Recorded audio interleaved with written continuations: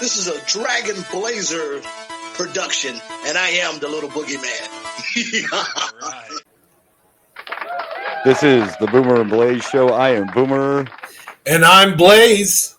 And we'll start off by saying we apologize. Damn it, it happened. Fucking no content we have happened. We apologize. Your stupid work.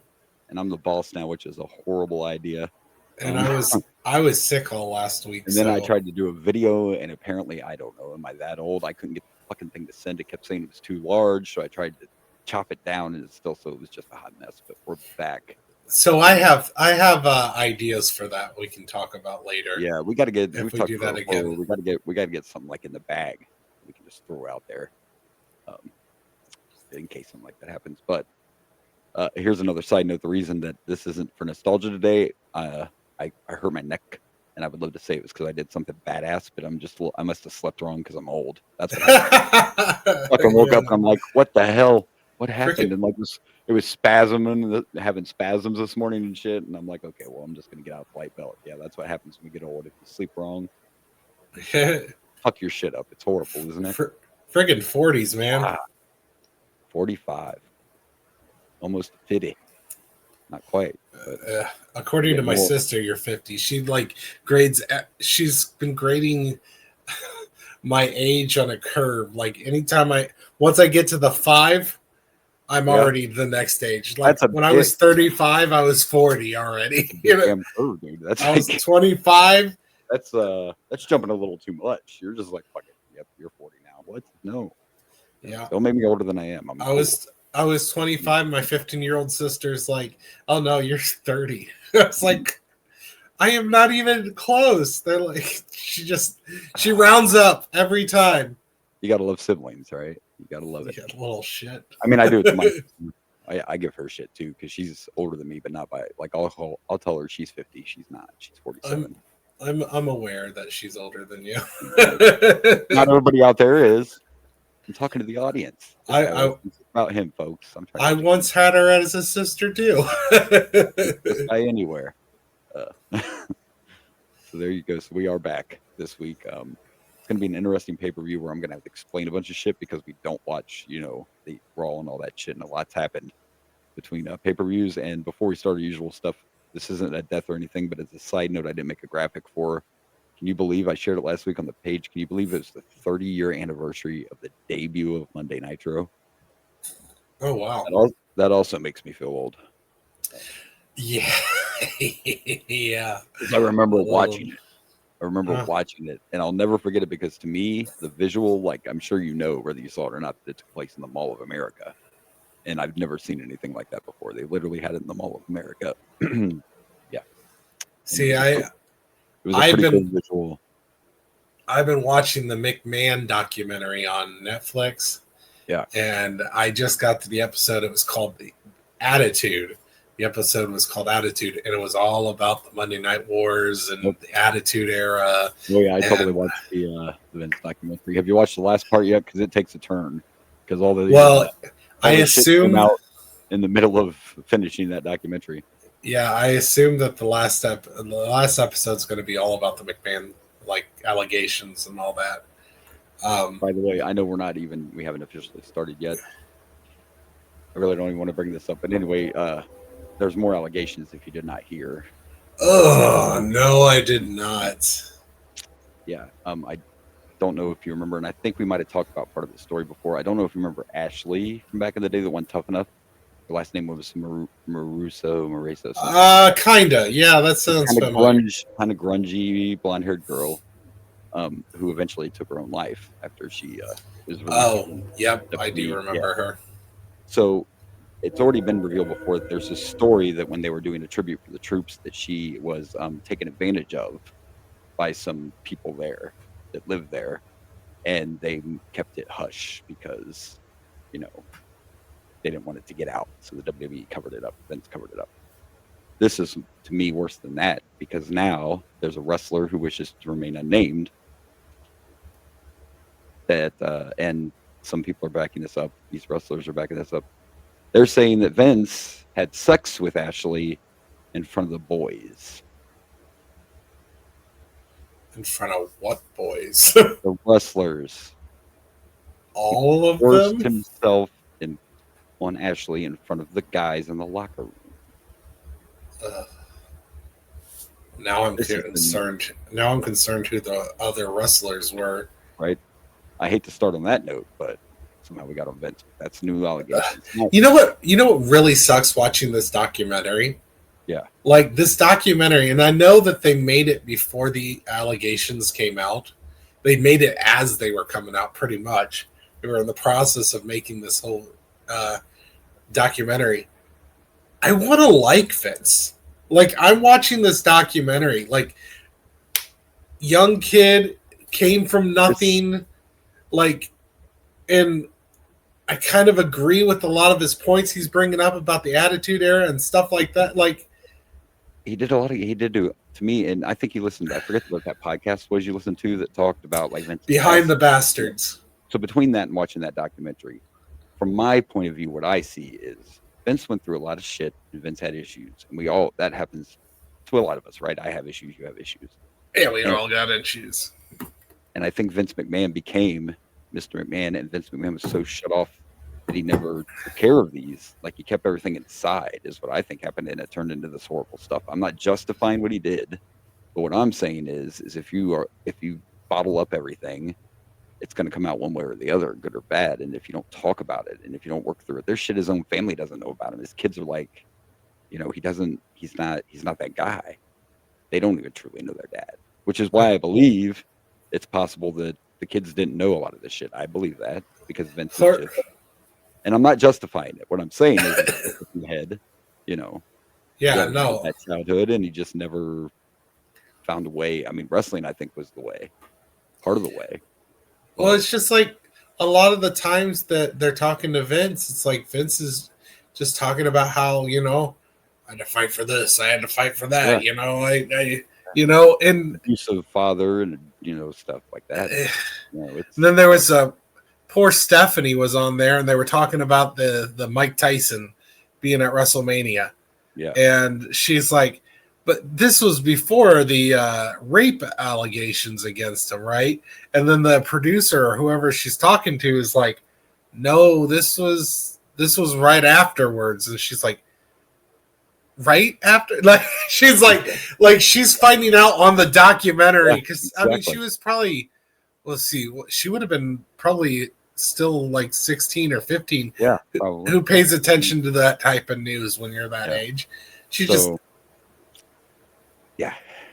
Yeah. From the bad, it's a horrible though. If any of these allegations are proven, the one with Vince and the one with the cover up, like there needs to be some people held responsible for this young lady taking her life. I know you can't charge them with murder, but there's got to be some fucking somebody's got to take some blame there. Like we all know how hard it is to actually get people in trouble that are as powerful and rich as Vince is. Yeah. I guess I have some solace that he got pushed out of WWE. That was that was a good thing. Yeah. Yes. In reality, though, if this was me or you, we would have been locked up this whole time, even though we're not guilty yet. We would have been killed in prison. We wouldn't have a bond. We'd be sitting there waiting for trial already. Like we'd be absolutely, you're absolutely right, and trust me, yeah, I absolutely would want to see Vince go down, go to jail. Like, I mean, I don't care if he's an old man. If all this stuff is true, which unfortunately it seems like most of it is, yeah, I'm just saying that based on what we know, how people are powerful, rich and powerful people, they get away with this shit. I think I'm trying to take the wins where we can take them, and the fact that he was pushed out of WWE. WWE was a win, and it may take a few months before we hear it all, but I think that the X factor in this situation, because you're right, money, all that gets you out of trouble, but the fact that Laurinaitis is cutting a deal, I think Laurinaitis is going to go down with the ship, but he doesn't want to rot in jail, and I think that's going to be a big game changer in this particular situation. If Laurinaitis squeals, he's going to go down. I mean, I believe that, and I think Laurinaitis is just like, well, I don't want to rot in jail, so I'll just squeal like a pig. Sure do have a pretty mouth. I wish I had a banjo. Honestly, I hate to say it, but trying to be funny, yeah. I hate to say it, but I think the people that witnessed Vince rape that girl who committed suicide, let's remember, Yeah. Now, should also get in trouble. I mean, to be fair, the wrestler didn't call it rape, but I'm sure it wasn't. She might have did it, but I'm sure she didn't want to. So I'm, I'll take that part out. But even so, even if I get consensual, that's still wrong and sick and horrible. Who knows how many people were there? In fairness, I guess if you don't know how many wrestlers were watching. It could be more of a I'm scared to say no or speak up or situation. And like I guess if you're witnessing that, this wrestler is not. Are you able to say something like? Do you really want to risk your job? This wrestler hasn't said who they are yet, but they said they're letting this out because they were there, and I imagine eventually we're going to know who they are. But they're saying they saw it. So guilt might have caught up, and maybe they don't wrestle anymore, so they don't give a fuck. This is like any kind of these cases where you can take the Cosby case, any kind of deals like this. Anybody that's been a part of it or has been hurt by it, people start coming out. That's just what happens. I mean, more people could come out than no shit because they feel that guilt. Because we've talked about it before. Anybody, I don't care who it is. I love Triple H. I really like Bruce Pritchard. I don't care who it is. If any of you knew, you're just as bad. And you should be what I'm saying, and I hate to say that. It's like I said about Brock when he returned. I don't care if he hasn't done anything wrong. If he knew and he was offered that shit and he knew and didn't do anything, he was wrong. And I do have a problem with that. You're just as guilty. Yeah. Maybe you shouldn't get as many years, but you should get in trouble. Anyway, that's enough of that. I think let's move on. Let's do what we do. Let's get out of this stupid shit. Well, that was a bunch of bullshit. Like.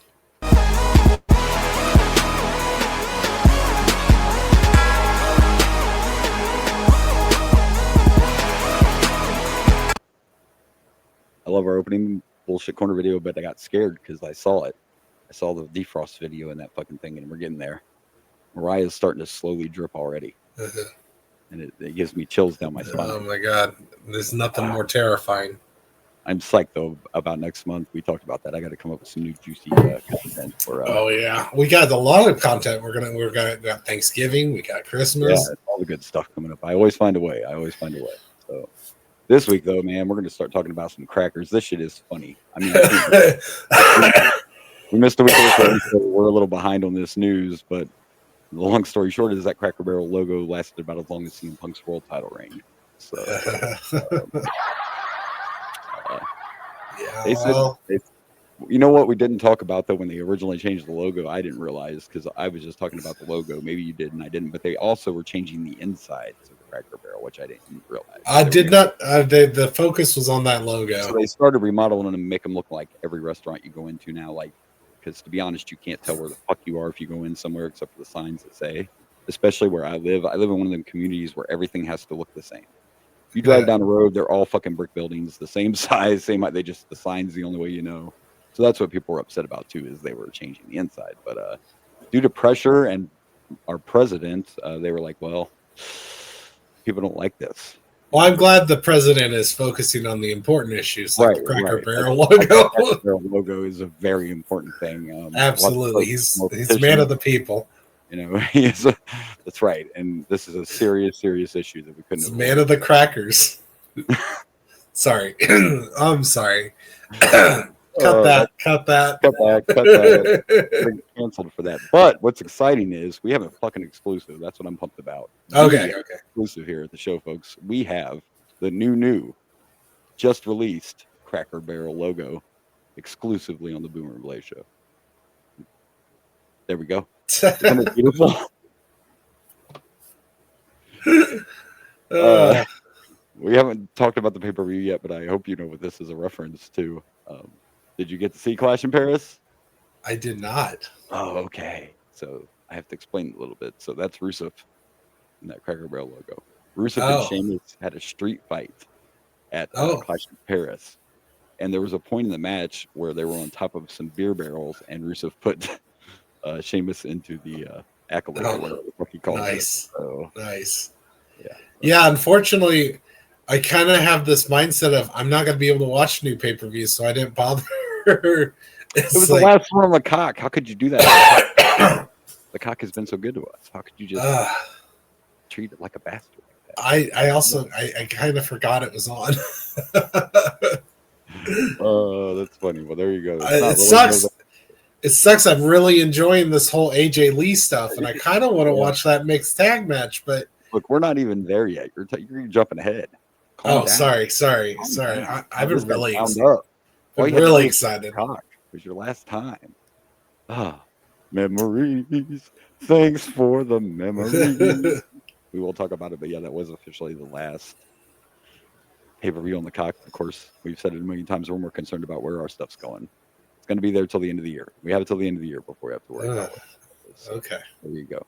All right, well, on to the next news. Something else I'm excited about.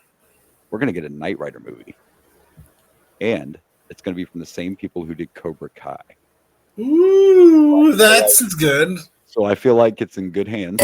So I hope they do the Cobra Kai thing, and we get it more as a sequel, kind of like what they did with Quantum League. Yeah, where it was a sequel where all of the original Knight Rider happened, and it's a new generation. I like that version. Yeah. Like David had the Hoff could be in it, but it could be his son or whatever. Some kind of tie-in. It could be the new, Yeah. We'll see how they do it. But I'm excited. Let's be honest. I haven't watched Knight Rider since I was a kid, and I don't remember anything that happened in it other than that car was cool as shit. Big shock, nerd alert! I own Knight Rider. I have the series over there in my. How many seasons is it? Maybe I need to watch Knight Rider. Look, it's quite a few. It's like 7, 8, something like that. I know. I really liked the new Quantum Leap, and I will tell you, other than very sad it got canceled. It's the first TV show I remember with a smartwatch, unless the $6 Million Man had one, and that's before we had smartwatches. He had a watch you could talk to Kit with, in case he needed them. Yeah. And the car was badass, obviously. Oh, so, Kit was awesome. Kit was freaking awesome. Right up there with one of my favorites. There's so many good cars from movies and TV shows. DeLorean and Kit. That would be two of my. That'd be two I'd want right there. Batmobile. Which one though? 1989 Batmobile. Okay. I mean, look, not very practical. No, but it's cool as shit. It is cool. I would go for that one, but I would also take the one from the TV show. Yeah, the TV show one's cool too. I like the TV show one.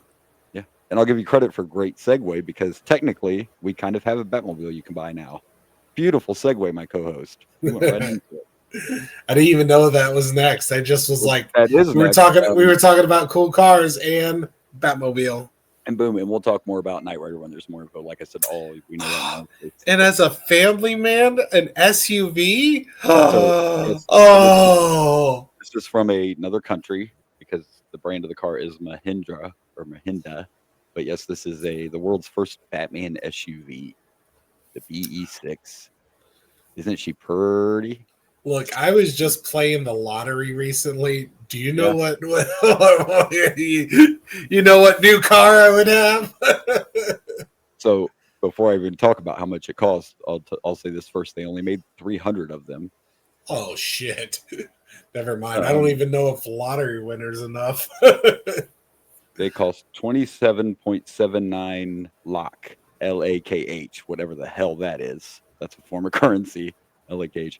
So I found out how much that was in US dollars, and it's over $3 million. Yeah, never mind. They can't just let us have the Batmobile, okay? No, they cannot. But you see, you can see the bat signal in the dash column. There are other places in the car too. I didn't want to download every photo of the car, but there's bat symbol like on the back too, where the trunk is, and but you have to be really rich to get you one of those, buddy. Better pony up. You need a whole lot of hush money. Well, I'm gonna try another segue. Even poor Joe Burrow lost his Batmobile because next is Who Dey Bitching. This is now a segment because we no longer have the Who Dey Bitching podcast because we decided to start doing this one instead. Yeah, and by the way, all you out there, I don't see how nobody could know, but that's a real thing. Burrow did have a Batmobile. Sorry, that's a real thing. For you that don't know, which I don't know how you wouldn't, better fucking know who Joe Burrow is, even if you're not a Bengals fan. Yeah. So let's talk. Well, first off, I see you have this NFL Week 1. I'm gonna start by saying, and I hate fucking saying it, but that Steelers offense looks good. I know they were playing the Jets. Yeah, but you know what their strength is supposed to be? I don't know. Their defense is what their strength is. I know their defense didn't look good, but if you can drop 40 points in a game, I'm just saying Rodgers looked like that didn't look like the New York Jets Rodgers. Some of those throws stupid. Like he's just snapping it like it's a fucking, I don't know. He looked good. I'm not saying he looked 20, but he looked good. I'm just being realistic. So I'm going to 4 touchdowns. First thing I'm going to say is never trust week 1. So many times one team looks good or bad in week 1, and you're like, That's true, but and the Jets, by the way, Justin Fields look good too. Both defenses looked horrible, but both offenses look good. Yeah. Never trust week 1. So, and I think you could chalk that up to a little bit of motivation because Aaron Rodgers is pissed against the Jets. We'll see how he does next week. Yeah. Which I can't remember who the Steelers play next week. I got a perfect example for that too. I'm glad you said that. Never trust week 1. Never trust. And I got the prime example for everyone. Do you know who's the only quarterback that scored on every possession in week 1? Oh, I just saw it. It's was it Daniel Jones? Fucking Daniel Jones. Daniel Jones looked like fucking Peyton Manning because he was taking on the shit show the Dolphins. Oh my gosh, the Dolphins. That's another thing. Do we trust that Dolphins performance? Are the Dolphins that bad? Nope. You know what the Dolphins need? New coach. Sorry. They don't buy it. I like that guy too. That's the problem. Sad. No, that's the problem. He's soft. That whole team's soft. That team's way too talented. That's the problem. He's this coach. Okay, guys, we'll get him next week. They need a Bill Cowher down there grabbing fucking collars saying, what the fuck was that? They're too soft. They're soft. They need a new coach. See, that's the weird thing, though, because I've seen his interviews. He doesn't seem like a soft coach. He's saying things you never hear from coaches. He's very interesting. He is interesting, but it's the coach. It's just not working. He's just not. They don't believe him. They're not buying it. It's just not. In my opinion, I'm not a pro, but I like him too personally. I just don't think it's working. I don't think the players. And then Tua, I don't know what the fuck to think about Tua. He's always been just all over, despite injuries. One time he looks like Joe Montana, and the next time he looks like fucking Tim Couch. I just don't know but they got a lot of talent. That team has way too much talent to play that shit. Did you see the Dak Tua? Yes, I did. It's been a very fun first week of the NFL season. It has. Now, to be fair, Zach spit first, but not in someone's face. And I will tell you, I'm not defending Dak, but man, if someone spit, that's one thing. That's total disrespect. If somebody spit in my face, I'm not a big guy, but I'm beating your ass. I will not let someone spit in my face. I don't think you should spit in a person's face. That's just it's just very disrespectful. Spit on their shoes, spit in their jersey. Don't spit in someone's face. I'd beat your ass down. Don't make me run wild on you, brother. You don't want none of these 12-inch pythons right here. You don't want none of that shit. But yeah, it's been a fun week. The Sunday night game. Holy crap! The Bills coming back with 3 minutes from down 15. They didn't even need a whole quarter to fucking come back. That shit was wild. Yeah, that was a wild thing too. The Bears game last night was pretty fun. Feel bad for the Bears, but got to see a few new uniforms, and I'm a uniform guy. I don't know if you saw the Saints. The Saints one was weird. It looked so weird. It's so weird. If you're gonna go gold jersey, you should have went all gold. You shouldn't have put the black letters on there. It should have been all gold or golden white or something. I don't know. I don't know. But anyway, weird. Let's move on to our boys. Who Dey? We won one for Cincy, baby. But it was kind of we had different views on this game. I'll tell you why, because the first half was a great game. Second half was not a great game. I mean, So here's what I'm gonna say. I mean, let's give me your arguments why you're upset. yay to the defense. Defense looked great. How many points did we score in the second half? Oh, we only had 7 yards of total offense in the second that's half. Fucking horrible. That's not something to be happy about. That's a worry. That's a concern. We got lucky because we were taking on the Browns and we got a good defense. Like, that's a concern. Here's what I'm gonna say. Okay, so at least you agree with the defense. The defense. Oh yeah, defense is great. Here's the thing: if our defense can play that well, first off, what did I tell you about Week 1? Never trust Week 1. Yeah. Also, never trust the Browns. The Browns play us as tough as anyone. They sit up or they wake up. They wake up ready to play every time they play the Cincinnati Bengals. Every single time. So, do I love that we had 7 yards of offense? No. Of course I don't love it. You want to know my biggest concern that I saw, and I'm going to sound like a broken record and one of those people, but a couple hits that Joe took, like, I still don't like our offensive line, and it's been 5 years. I don't know what the problem is. I'm fine with the offensive line. It's better. I'm fine with it.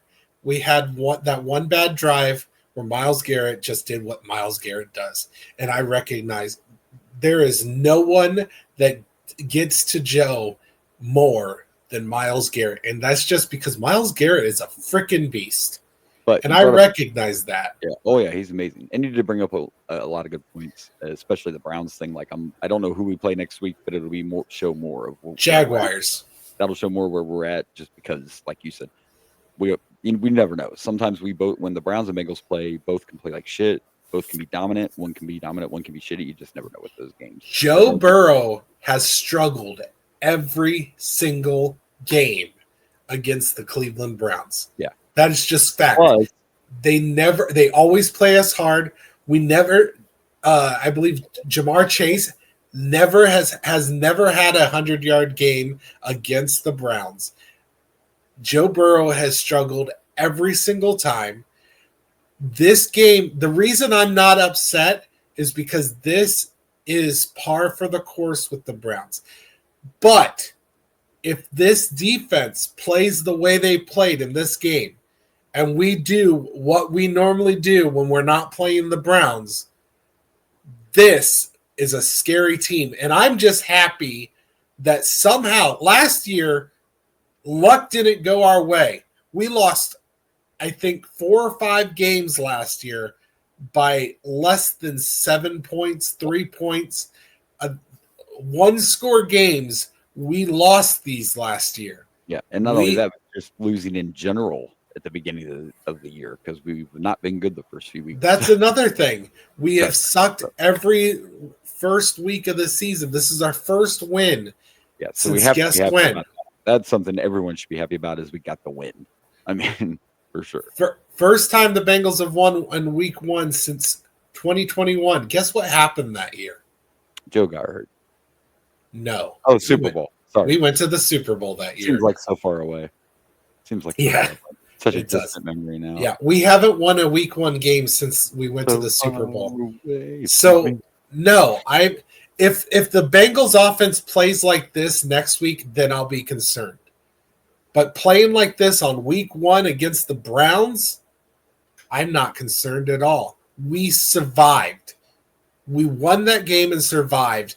And if the defense played like they did this week, then we are going to have a scary game. All we need is a mediocre defense, and I think we're a great team and going to the playoffs. No, this is a good defense, and everybody can. It's cliche, but hey, defenses win championships. Fucking proven. So you can. So if Al Golden can keep this up, I am pretty optimistic. I look at this offense as an anomaly. That week 1 performance from the offense, that's not going to happen all season. I don't believe that. And if it does next week, then I'll start getting concerned. because this is practically the same offense we've had, and we technically have, on paper, a better offensive line than we've had in years. Right. I apologize. I am not ignoring you. This is fuck shit. See, being a boss again. Sorry. Kids. Oh, okay. If you see me looking away, I wish it was breaking WWE news, but it's fucking work. Oh, see, I fucking moved wrong. But no, I'm very excited about the defense, and I beat it like a dead horse. But I always go back to the point out when Peyton won his last ring. He didn't even have a good year with the Broncos. It was the defense. Oh yeah. He only had like 130 yards in that fucking Super Bowl. Like, yeah, I know. the whole season. So yeah, very exciting. And next week you said Jacksonville. Is that in Jacksonville?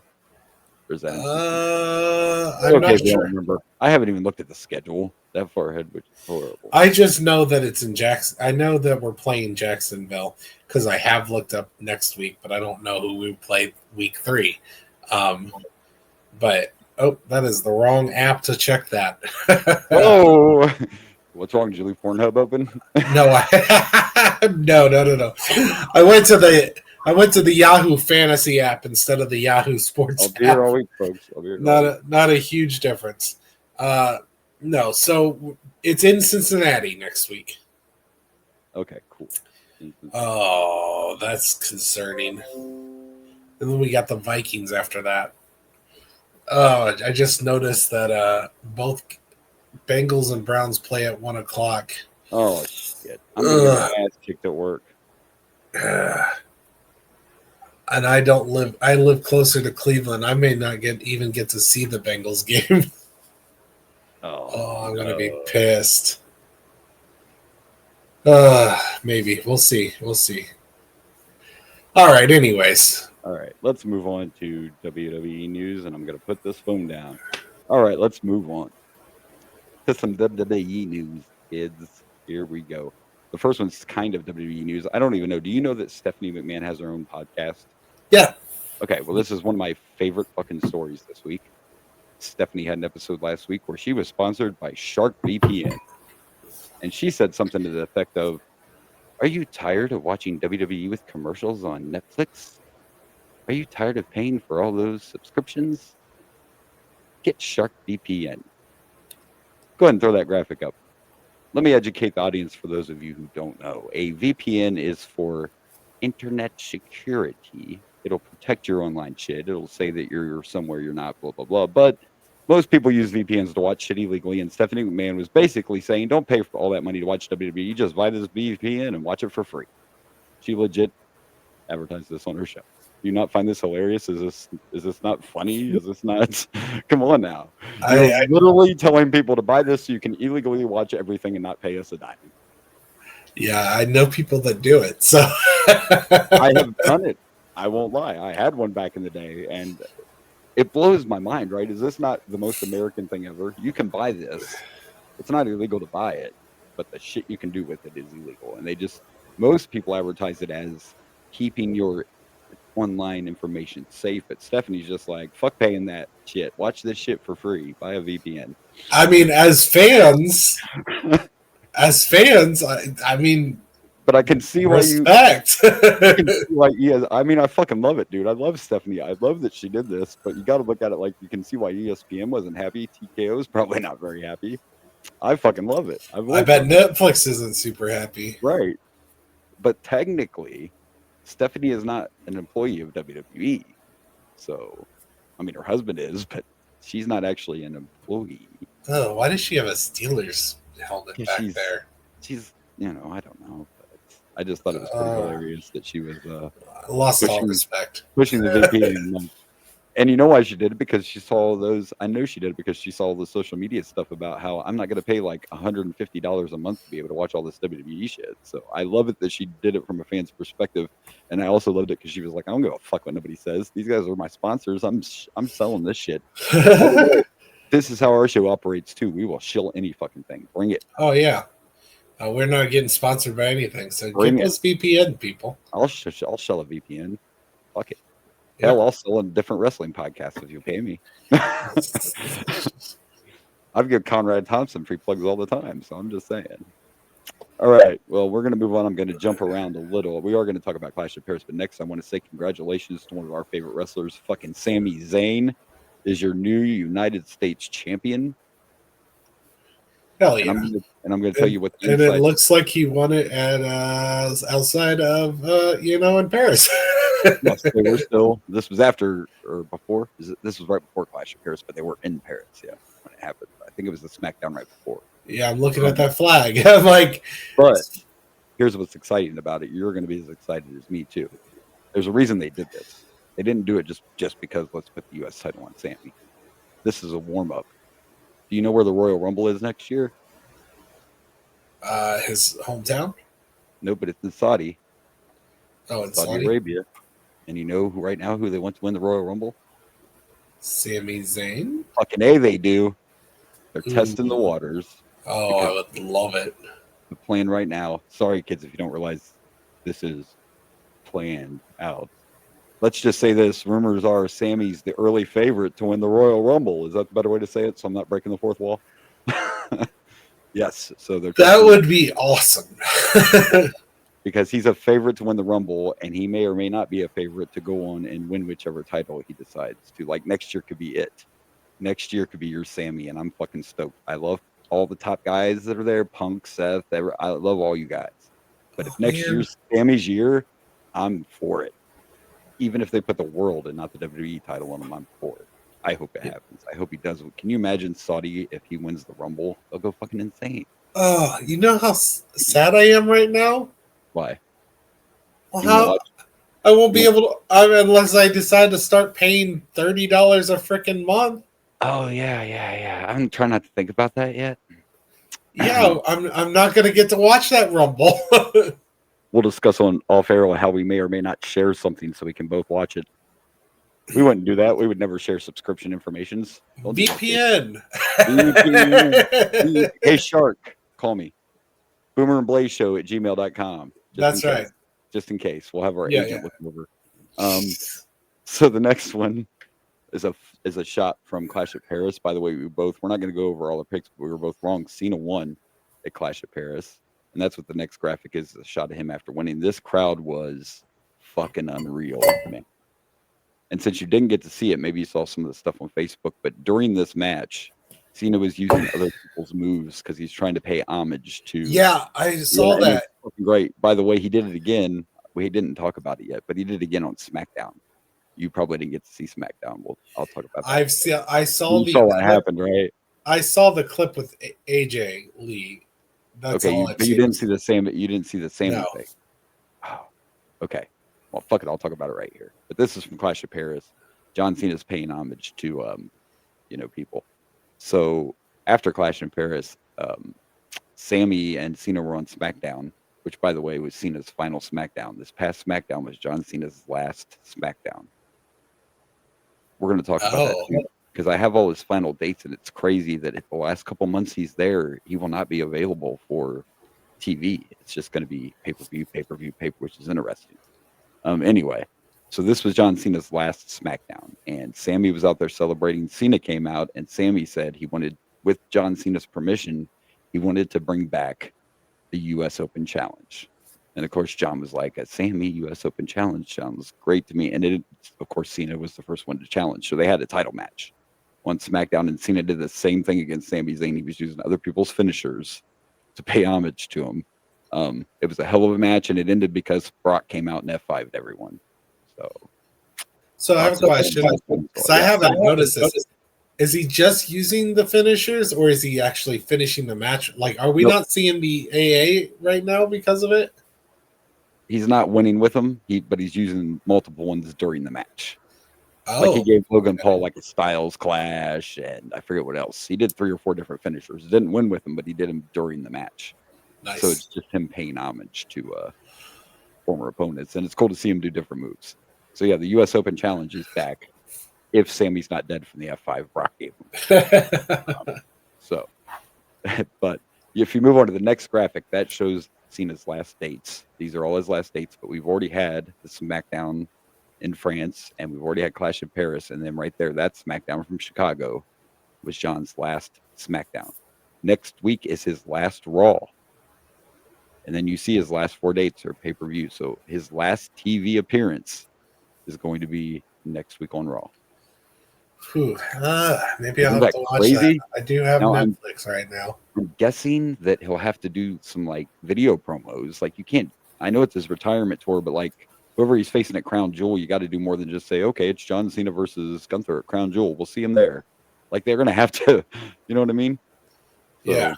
it'll be interesting to see. That's what I wondered during this whole retirement tour. He said at the very beginning he had so many dates, not matches, dates. And when they started throwing him on all those SmackDowns and Raws, I'm like, aren't you guys going a little crazy using up all these dates already, like at the beginning of the tour?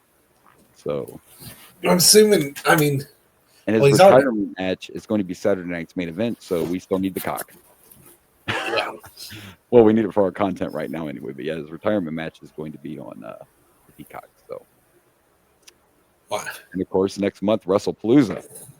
Mm-hmm. First ESPN pay-per-view and on SmackDown. Brock said, "See you there, bitch," or "See you at WrestlePalooza, bitch," something like that.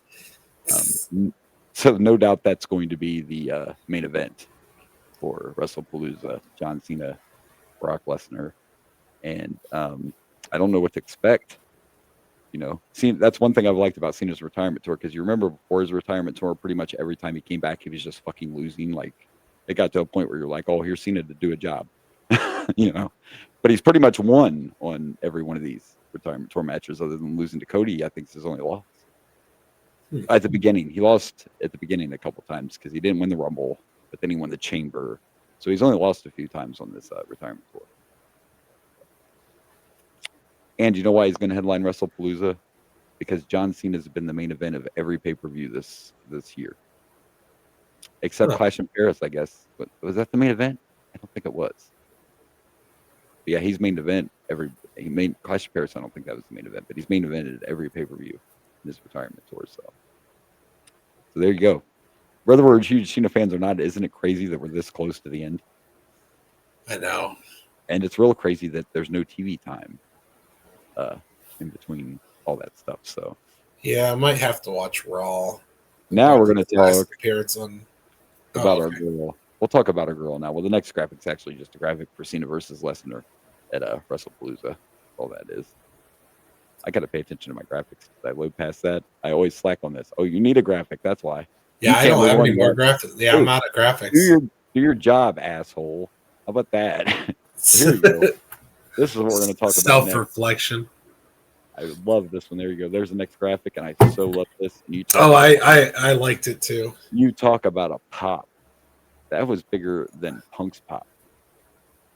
Like, and oh my gosh, she is so good on the mic, and I love her character. Like her. So I watched a little bit of her appearance on Raw last night. Her mic, and that's all legit, by the way. What's legit? As far as, did you see the part where she was talking about mental health and such? Where she said, oh, I did not. I read about that. I did not see that part. So, the what I saw on Raw was when she was out there and she took the Intercontinental title from Becky Lynch and had it in the middle of the ring, and then her just like Seth Rollins coming in, and she's like, well, thank you for mansplaining that. We all love that. Loved it. And she did at the end to end up giving Becky her belt back. She threw it. Well, yeah, she said that was one of her options if she agrees to this mixed tag match. Yeah. But her just like blocking Seth Rollins, and just like the way her stance while doing it is just I forgot how much I loved AJ Lee. Not only that, it's freaking beautiful. Like a lot of people, and for those who don't know, a lot of people didn't think this would happen, and not just because of the Punk and the bad relationships in the world, but AJ has always struggled with mental health. And that's part of the reason she left the first time, because, that was her husband and she felt like he was being, she had some injuries too, but AJ has seriously always struggled with mental health. And that's why a lot of people thought she would never come back. Kind of crazy that she struggles so hard with mental health and her character is literally a crazy person. Right. Well, that's why she did it, right? How I don't know if you got to see the video of her signing the contract with Triple H, but she was talking a little bit about her character in that video and about how it's just kind of most wrestlers, that's what they do, right? Their character's just them kind of turned up. But so it's beautiful to see that she came to a place where she thinks she can come back. I heard she got paid very well. Good for her. And everybody loves it when her and Punk are in the ring because we all know they're married. And she doesn't look a fucking day older. Like, how's it possible? God, she looks great. She looks exactly the same. Literally looks exactly the same. She might look better. Might. Like, well, the stomach, I think, does. I think her abs, her six-pack does look better. But oh my God. It was a great I think I read a thing saying that's how she deals with her mental health is working out. Yeah. I literally think that she got a bigger pop than when Punk came back. And I'm not knocking him. I think that was the loudest return we've seen in a long time. Like, that crowd went fucking insane. It was nuts. I love her coming back. Did you watch that video from SmackDown of her coming back? Yes. Oh, when like, Becky Lynch was berating CM Punk, and then he's like, hands on you, but I know someone who will. Yeah. So good. And the fact that Punk came out and AJ's gear or shirt on Raw was cool too, because back in the day she always wore his shirts. So he wore her shirt on Monday Night Raw. That was sweet. I'm really happy that and I hope she has a decent run in WWE. She did sign an actual contract, so she is back. So I'm happy for that because AJ Lee was here at a time when we didn't it wasn't this like women's wrestling sponsor. It was right before. No, she was right there. She was still there with them. They had this stupid Divas belt. Remember the butterfly? Yeah, I remember it. She missed she was right on the start of when she was right on the cusp of when we were getting good wrestlers and less divas. Yeah, I mean, let's think about it right now. Well, obviously, we're gonna get AJ and Becky, right? But AJ Charlotte, AJ Liv, AJ any fucking woman on AJ Asuka, like every woman on the roster, please. Yes, I want to see every one of those matches, please. AJ Alexa Bliss. Yes. Oh my God. Two of my favorite women in wrestling just in the ring together. Yeah, it's like possibilities in this. So I don't know. I hope she's, like I said, I read it's a full-time contract and she's back. So congratulations. And I'm all for it. And as you see by the next graphic, it's official. Like we just talked about, we will see it at WrestlePalooza. It's the battle of the marriages. Husband and wife versus husband and wife. Yeah, I cannot wait. Maybe I'm wrong. But I just see a fucking amazing, matching, ridiculous outfit entrance from Rollins and Becky. I hope they come out together and they're wearing the craziest shit ever. I hope it looks like Lady Gaga and Sam Smith at the awards together or something. I love this. This was a perfect way. We've talked about how they're probably going to milk this feud until WrestleMania, at least. Right here, boom, you've got a well-made feud right here for a couple weeks or months, probably. And I feel like, and I know this isn't going to be a WrestleMania, but I feel like since it's the first one on ESPN that we are going to get some special entrances. I would assume. I complained last time it didn't happen, but I think on this one we're going to get some because this is the big time. This is a big deal. True. So, excited for that. All right. Well, unless you have something else, I only have one more thing. What could that be? I don't know. It's probably. Could it be? Chic tweet of the week. Chic tweet. And this one, man, I'm surprised. I didn't know the Sheik was such a fan of a certain musician, but here we go. This week's Sheik tweak is only one Iron Sheik, one Michael Jordan, and one Rob Thomas. Everyone else, go fuck yourself. The Sheiky baby must love him some Matchbox 20, right? I like me some Matchbox. I want to push you around where I will. And I will. And it's 3 a.m. and I must ride home. Yeah, the Sheiky baby loves him some. So there you go. Michael, look at that. Look at that. That's outside, it's still raining. Iron Sheik, Michael Jordan, Rob Thomas. That's almost the Mount Rushmore right there. You just need one more face. So there you go. Everyone else, go fuck yourselves. I don't hate anybody on there. And we should have known the Sheik was so smooth. You know what I mean? So it's just like the ocean. So, as you know, I've been doing a lot. I forgot about his Colonel Mustafa. I've been doing a lot of stats. Yes. I've been recording stats. I am not ready to really put it on this episode like I did with the WCW episode because I just started on our first pay-per-view. Right. So I got all the Rage and Blaze stats done. But now I have all the stuff that we've watched so far. And so I've been going through and until I get this finished, I figured I'd ask you a question. Okay. Some Blaze stats. All right, I just recorded, the last pay-per-view I recorded was Royal Rumble 1994. That was our first episode that we started doing together. So every pay-per-view that has been done on the show with the Rage and Blaze show has been recorded. Can you tell me what wrestler has been featured on pay-per-views at that point in time? The most? Who has been seen on the pay-per-view the most? He has had 36 appearances.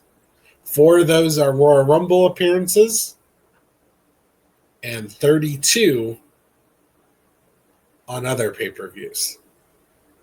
That's a lot. 36 appearances. From the beginning, for the whole show. For the whole show. We're talking WrestleMania 1 up until Royal Rumble 1994. Right away, I say it's not Hogan. You're correct. It is not Hogan, but Hogan is probably the second. He is second on the list, and I go ahead and keep thinking while I give you the actual number. I had the actual one memorized, but I didn't have a. So Hogan at this point in time has 16 wins, 5 losses, 1 tie. Well, so when the one at the end is either if you got double counted out or something along those lines, double DQ. In fact, I think that one is the double DQ on WrestleMania 4 with him and Andre the Giant. It is. I can confirm that because I have tournament records, and his only tournament match was against Andre the Giant. And remember, they did that whole stupid double DQ, even though I think Hogan hit the chair first, but they called it on both of them. So he is 16-5-1 with 4 appearances in Royal Rumbles. I would say if it's not Hogan, it has to be Macho Man. Ooh, Macho Man.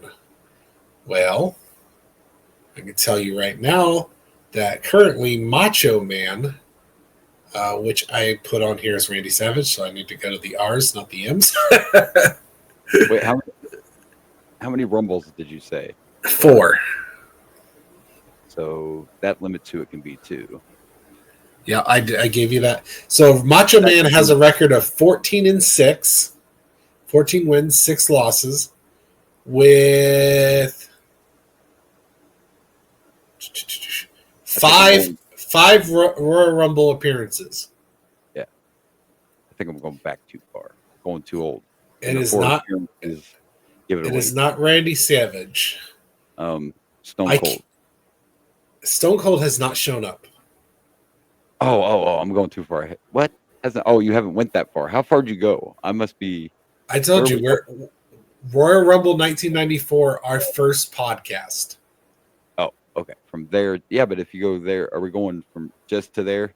We're talking about from WrestleMania 1 to Royal Rumble 94. And it's not Macho. And it's not Macho. Jake. Incorrect. This is a good one.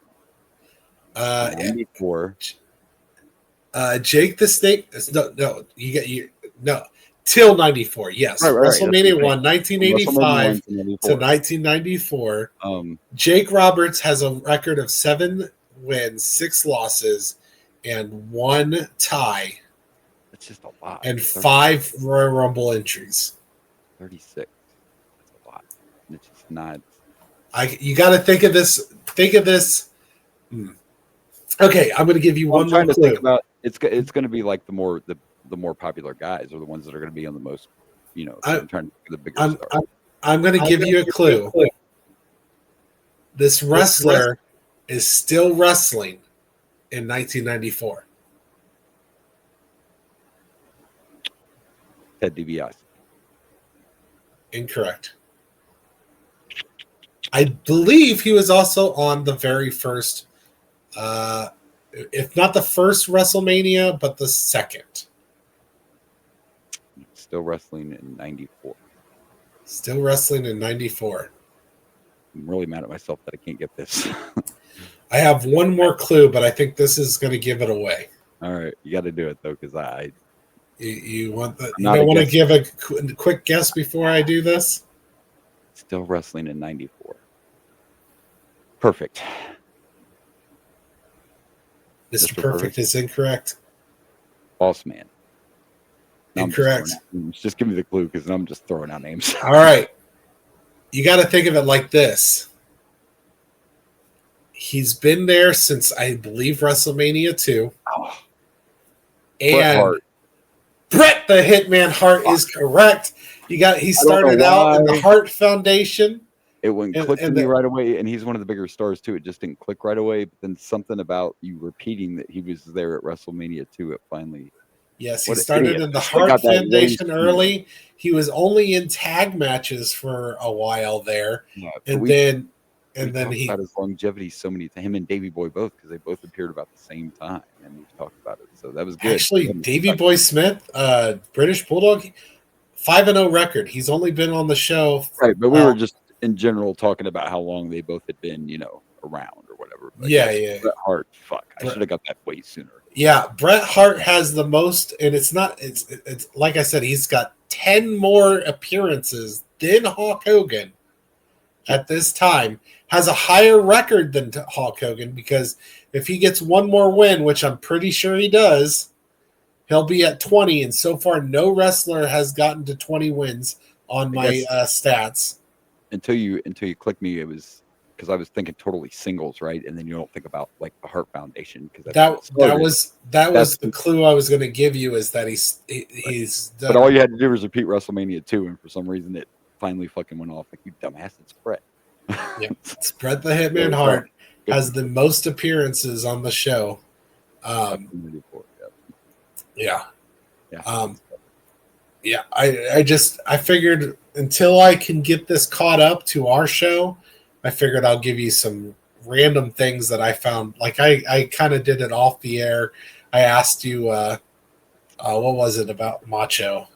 Oh, the first wrestler to hit 10 wins. Yeah, and I guess Hogan right away. And then you thought you gave it away, but that one I was just like, that was my automatic, like I did today. It was the second. It's always Hogan Macho. When you're talking that early, that's the first two answers you're going to give. It's like. So in 1994, I believe, let's see here, 2, 3, 4, 5, 6. Oh, I guess it's a little bit more than I thought. Only 7 wrestlers have made it to 10 wins from 1985 to 1994. There you go. Yeah. It's been fun doing these stats. It's a lot of work. And I keep adding new stats, so I have to keep going back. Like, I'm also thinking about adding how long people have been in Royal Rumbles. Right. Like, I've been tracking how many times they've been entered in the Royal Rumbles. I'm thinking about adding all their times, because I found an app that tells me the time of every single wrestler in the Rumble. So I'm thinking about just adding their times together. But yeah, it's been kind of fun, and I think it will be really enhance our show when I get caught up. And right now, I have barely anybody that's actually on the show currently on our podcast. I haven't even started doing half the people on here. I think Big Bossman is the only one we've been seeing regularly that's still wrestles. Right. All right. Well, we're ready. Oh, yes. Are you ready? Are ready. Always. I was I was born ready, bitches.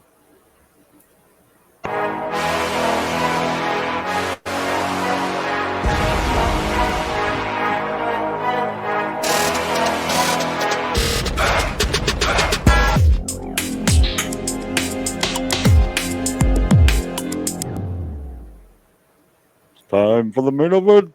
There we go. Once again, bravo. Give this man a hand for the wonderful cover art. Once again. Yeah, I had to do a lot of painting on this one. I had to actually do some drawing for this one. Yes, cool as always. That's right. This week's main event, Unforgiven, 1999. The heads up for you is we're gonna have to start ranking this one next year. We get 3 next year. Well, no, but technically, because the first one was in your house. So, do we want to rank that as an Unforgiven? I think this is the first standalone Unforgiven right here. This is the first. Fair, but I look at it like this: if you had a subtitle that continues, it's just like Royal Rumble 1 is not considered a pay-per-view, but I still consider it as Royal Rumble. So we're on the same page. 1998 Unforgiven should also be included in our rankings. Yes, absolutely. I absolutely think that, because this pay-per-view does actually go on for several years. So, but this is Unforgiven 1999.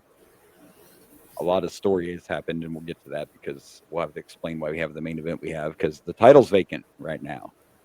Oh, last pay-per-view wasn't vacant. Why is that title vacant? I don't know what's going on. Plus, there's a very horrible storyline that's happened in between pay-per-views. And I know you always love this. There's actually a match on this pay-per-view that's been called one of the worst ever. Oh, good. And I know, and it's placed in a fucking cage. So, I mean, how can you beat that? Despite all my rage, I am still just a rat in a cage. We got all sorts of goodies on this one. So this is September 26th, 1999, Charlotte, North Carolina, at the Charlotte Coliseum. 15,779 fans. This paper. North Carolina. North Carolina. So as of 1994 Royal Rumble, we have not gone to North Carolina yet.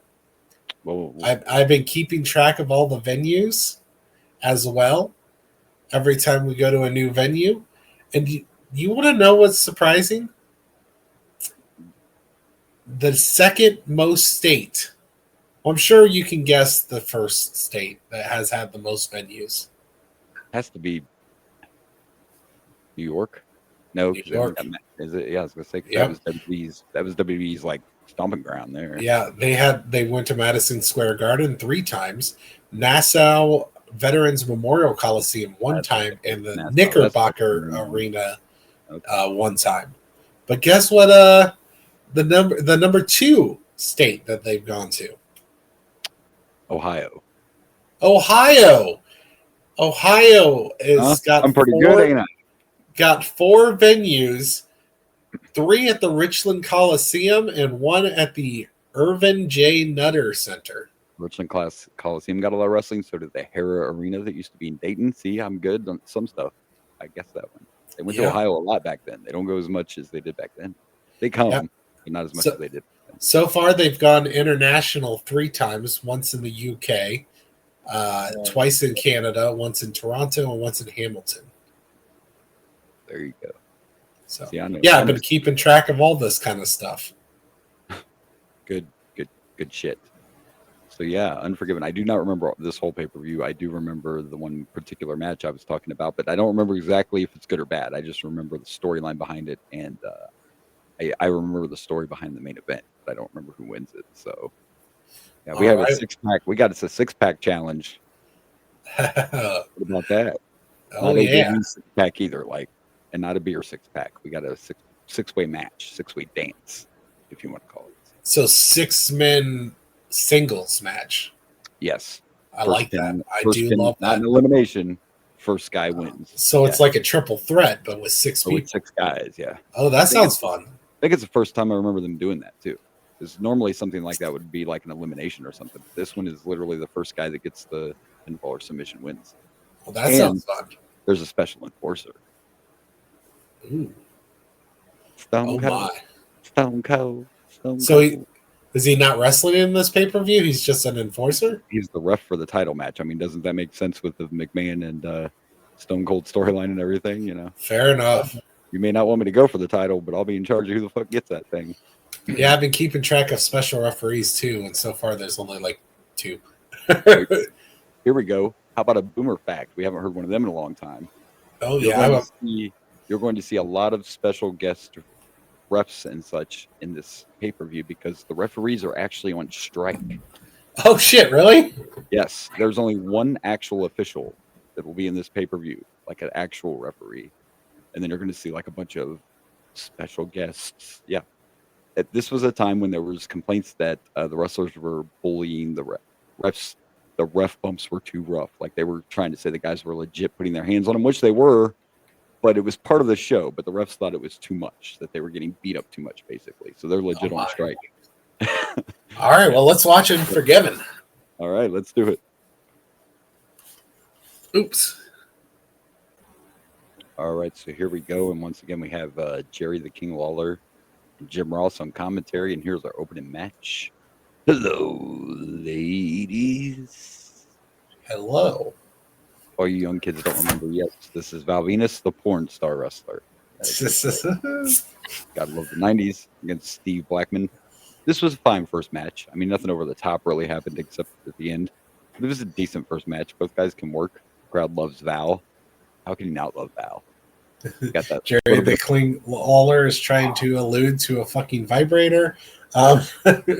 So we know what time frame this is. Yeah, Jerry Yes. makes a quote that says, "My new movie, Man on the Moon, comes out next week. Val's working on one called Man in the Moon." Yep. Yes, he did. Yes, and of course they showed you the referees on strike because I was fucking with you about my boomer facts. It's all part of the storyline. It's part of the chaos of the title being vacant too. It's all part of the. Oh, it's a storyline. Okay. Yeah, they showed the refs with the picket signs out front, like.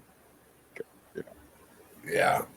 So, WWE's not going to be showing that if it's. They don't have a fucking union. They'd be like, "Oh, if you guys don't want to work, we'll just get some fucking refs from somewhere else, like whatever." But so we have scab refs. They said tonight, and our first special guest referee was one Steve. I'm gonna say his last name wrong, but it was the Brooklyn Brawler. It's Brooklyn Brawler. Also, at one point, as you pointed out, he was one of the Doinks. Well, they actually mentioned that. Yeah, they did on the commentary. Yeah, that's who I was going to give the special guest referee nomination to on my stats, but right. Which I guess it still could have worked because I'm probably not going to go in and keep track of which doink is which. If you come out as a doink, you're a doink. I was trying. It's like my job. I was trying to find this whole story behind the title, but it all has to do with the McMahon Austin feud and some shit happened on Raw. Title changed hands. They said on the thing that Vince McMahon won it and relinquished the title. Relinquished it, yes. And then when they were having the match to determine the number one contender on Raw, it all broke down into a big blowout, which is how we ended up with this 6-man. And that's where the refs complained because literally all these wrestlers came out. It turned into a big brawl, and even the refs were getting their ass kicked. Like everybody was just beating everybody up. So that's why the refs were on strike. Right. Wink, wink. Wink. Preparation H does feel good on the whole. So yeah, this was fine. This was a fine way to start the pay-per-view. The fucking kendo shot was hard, but I'm like, are we really calling the medics out? It's just a kendo stick. Those weren't real medics. No, of course not. No, number one, they all look chiseled, and the woman medic, I mean, she had bigger boobs than China now. I thought that was Sable at first. I thought it was Sable at first too. So I'm not crazy. It looked like Sable for a minute. It wasn't. No, but she was clearly an indie wrestler. But the one big guy that did the tackle, he really was a WWE security guy back in the day. He was a pretty famous one because he was so jacked up. That really was one of their actual security. Oh yeah, I felt bad for Blackman. You just got your ass knocked. But we all know what the best part of this match is because we successfully got to see a money shot, baby. Yes, we did. Completed and winning the match. But yeah, the EMT spot, I'm just like, those guys aren't EMTs. Why are we doing this? What is this really? Just so Steve Blackman could get his sticks back, I guess. He got his bag back. He got his sexy bag. got his bag of toys back. I don't want to know what toys are in there. Well, we heard what one of them was.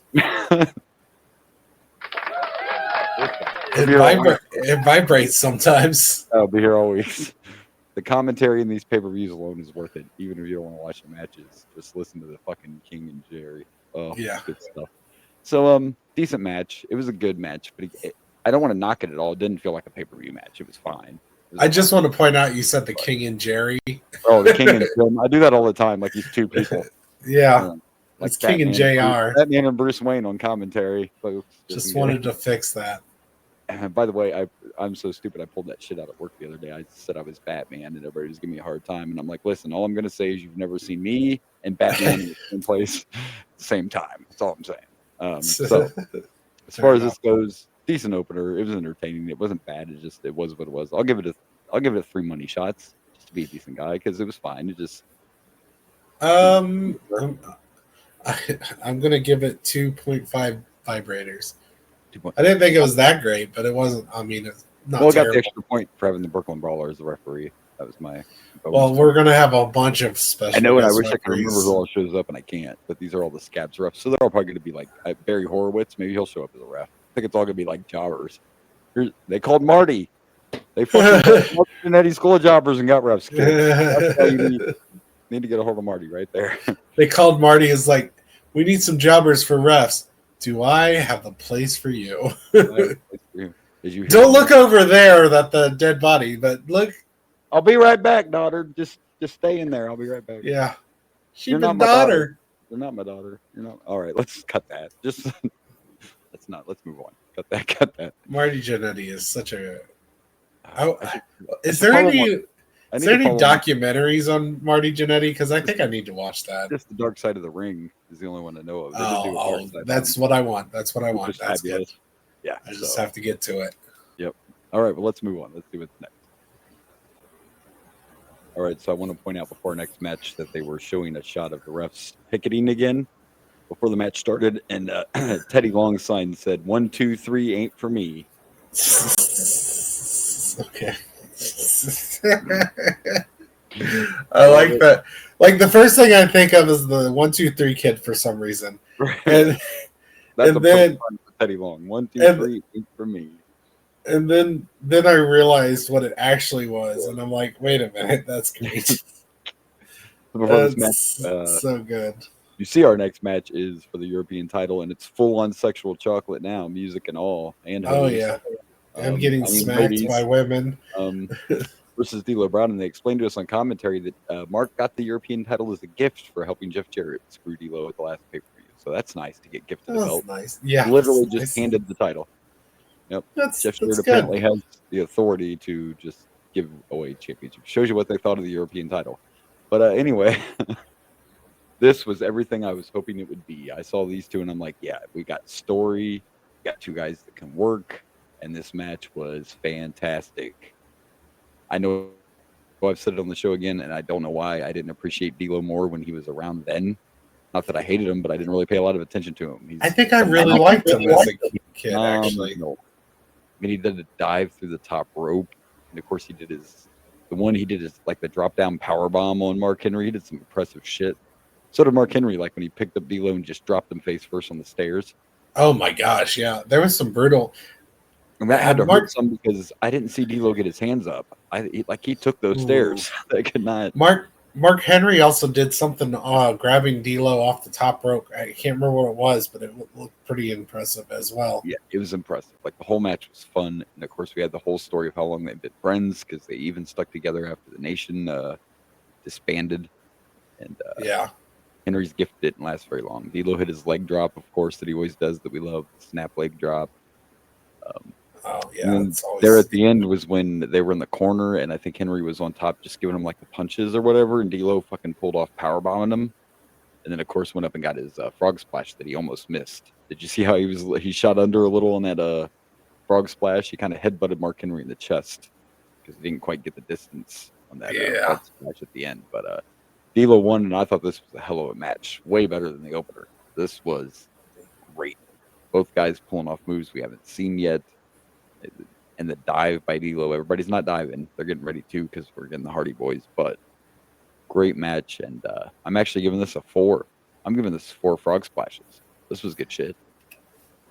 Yeah, I think I agree with you. 4 heads on the stairs. I don't know. Heads on the stairs. Heads on the stairs. That shit had hurt. Like, we all know they're not actually steel stairs, but I did not see D'Lo get any hands up. He just like they sure as hell look like steel stairs. Well, of course, you got to put the diamond pattern on. They have all the familiar symptoms of a steel stair. Familiar symptoms. If it smells like steel and it looks like steel and it sounds like steel, it has to be steel, right? 100%. Yeah, you learn something new every day when you listen to our show. Well, not every day, but once a week. I don't know. I'm full of shit. Anyway. By the way, working on match cards, I think I found the match you're talking about that's considered one of the worst in the world. Oh, and by the way, did you hear what we got next? We got the Acolytes. Did you hear they're facing? Get the tables! Yeah, the Dudleys, but it ain't going to be them Dudleys yet. This is going to be the ECW Dudleys. I wonder if Bubba Ray's still going to be stuttering, because that's what he did in ECW at the original. Oh, I thought he did that in WWE too. I think he does right here, like, because this is when they first came in, so they're probably going to be in the coveralls and they're going to have their glasses, and he'll probably still be stuttering, yeah, because they don't change right away. They come in straight like ECW styles. I didn't realize they changed that. That's a whole nother. That's how I remember them. But do you know the whole thing with the Dudley Boys? Do you know they're not even like the original Dudley Boys, and there was like a whole family of them? No. Oh yeah, it's a whole ECW thing, but that'll be something we'll learn when we start doing our ECW coverage. Yeah, because the Dudley Boys were like a whole family. There were a bunch of people that were Dudleys, but the only 2 that lasted and kept the name were Yvonne and Bubba Ray. So. And Spike, because Spike was in ECW too. But anyway. Oh, I forgot about Spike Dudley. Yeah, I remember Spike. The human bumping machine. Wasn't he like little, like real small? Like smaller than Ray. Yeah. Yeah. Tiny motherfucker. So. All right, Wine. We know that's next, so let's check it out. All right, so here we go. I was wrong about the next match. By the way, Unforgiven is brought to you by Magic the Gathering, just in case you want to get in on that. The next match is for the Intercontinental title, and it's everyone's favorite JEFFJRE Jeff Jarrett defending his title against China, and Jarrett is accompanied by Miss Kitty. I think we had puppies, kitties, and grandmas in this match. It was fucking great. Oh my! Oh my! I think this is the first time we've seen Miss Kitty. I think so too, because last time he was with Deborah. This is 1999. Jerry the King Lawler is 50 years old, and somehow he gets Miss Kitty to marry him. So, yeah, that's one of Jerry Lawler's ex-wives. So, and they get married pretty quickly after she shows up. Guess he loves kitties more than puppies, huh? I guess so. At 50, man, he's 50 here. How old was she though? 20-something. Oh, damn. Yeah, young. So anyway, this was fun. It's good to be the king. Sorry. I've brought it before that Jericho has complained about working with China, and I don't know why, because this was fucking great. This match was great. China could hang. Like, so what's the big deal, right? Not only that, we got to see 2 legends of the game, baby. Moolah and Mayer here. That means we're close to a baby hand. Uh-oh, spoiler. Spoiler. Yeah. Wrestling's Spoiler weird alert. sometimes. By the way, our scab referee in this match is Harvey Whippleman. Everybody remembers Harvey managing greats like Giant Gonzalez. You know, everybody remembers Harvey. Harvey, actually, though, we know from watching Young Rock 2, is one of Rock's really good friends and helped the Rock out a lot. He was a character, and he's Downtown Bruno. That's his name. We don't really talk about Bruno. We don't talk about Bruno. We used to.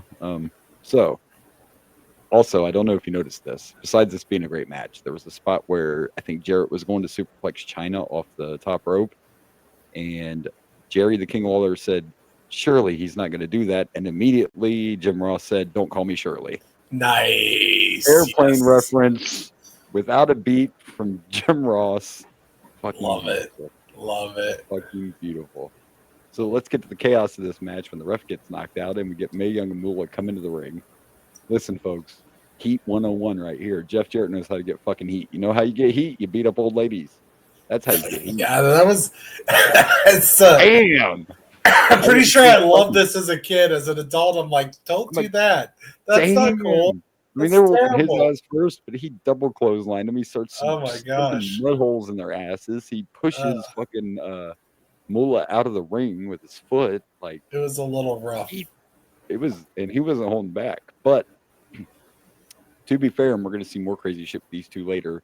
The Dudley boys and many other people have said when you did something with Moolah and May, they wanted you to do that shit. Even at this age, they were like, "We're going, like we're bumping, motherfuckers." It's insane they're able to still go at this time. You do know, I don't know if we'll get to see it because it might have been a Raw, but you know the Dudleys put fucking Moolah through a table in this time period. Actually, a few years from now, so they're even older when they put her through a table. And Bubba was the one that was like, "Hey," she said, "Do it, do it." A lot of people say they were tougher than a lot of the guys. So, but anyway, all this chaos leads to where we. It's amazing they lasted as long as they did. Like living in general. Yeah. Like what they put their bodies. They had to have been like in their 80s at this time, right? 70s, maybe 70s. Yeah, they were already old as shit, and were taking bumps and doing all sorts of having babies. It's crazy, you know. How are you fertile at that age? I don't know. Sexual chocolate found a way. I mean, they're the only people I know that gave birth to a hand. So birth to a hand. I wonder. Wrestling's weird sometimes, man. This is why we love wrestling, kids. Okay, just wait. I don't know about that's the reason. Wait till we get to the storyline involved with the Hell in the Cell match later. But anyway, we get towards the end of the match. Jarrett's beating up old women, and here comes Deborah to save the day. She literally pushed fucking Miss Kitty halfway across the floor. Like, that was a hard push. Out the way, bitch. And she gave Jarrett a good old guitar shot. And we all thought China won, but here come that damn Pritchard. And Pritchard's Pritchard. Can't keep their noses out of shit. This is like frustrating because I'm like, how many people get away with cheating and a ref doesn't come out and the scabs are gonna pick it up. The fucking you're not even the real refs and you're gonna fucking I was also frustrated. Like, that's part of the fun of wrestling. You knock out the ref and you can cheat. And I couldn't remember, so I legit thought China won this. It was funny though because they were playing that replay and she's going like, "I didn't do it. Like, how am I guilty? I'm not. I didn't do it." Like, well, that's how wrestling works. If somebody attacks, it is. But still, the ref that was there did not see it, and you did not come out until after the match. That was bullshit. Yes, it was. I agree with these fucking scabs, you know, and the Pritchards think they know what they're doing. So China got robbed. She's not the champ. Jarrett keeps his title because of the disqualification. So. Now, I was confused by something. What's that? Now, maybe they were just cheering her because she's a woman fighting Jarrett, and there's clearly a women versus Jarrett feud going on here. But is China and Triple H faces at this time, or are they heels? I don't know, but they love them regardless, right? I don't know exactly what they're supposed to be, but they're going to like them anyway, whether they're heels or faces. Well, I know that in this match, it's possible that it's just because of the storyline, but... Oh, absolutely. If they're still technically heels, it wouldn't matter because Jeff Jarrett's like the heel. Everybody hates him in real life. Fucking shit. But yeah, I was confused. And then I got a little bit more confusion because I got a little bit of a spoiler of something later on in this pay-per-view. Yeah. Spoiler alert. Is it really spoilers when it's fucking, 26 years later? Well, fair enough. A certain group is back together. I'm back. Better than ever. Back in the saddle again. The entertainment's free, folks. The karaoke, we don't even charge it for. I say it all the time. Do something in the tip jar, though. Well, yeah. On the way out, if you want to drop some tips, go right ahead. Sure. Why not? So we got to rank this. Man, this was fun again. I can't go lower than what I did last time. I got to go 4. I think this is 4. This was a lot of fun. I like the shenanigans. Absolutely. Hated the ending. I almost knocked off some points for the ending, but I did. I was gonna go 4.5, but the ending made it. I'm just gonna stick with 4.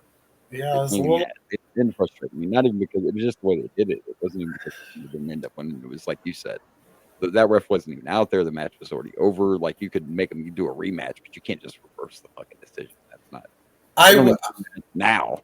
I would have preferred it if the ref woke up as she's hitting him with and saw it. Yeah. And saw it. Like, this never happens. We never which, in fairness, this is scab refs, so maybe that's the reason it's different. That whole storyline. Oh, and then, by the way, Tom got his ass kicked by China. Oh, yeah. So well deserved. Like, she was like, fuck your heavenly body.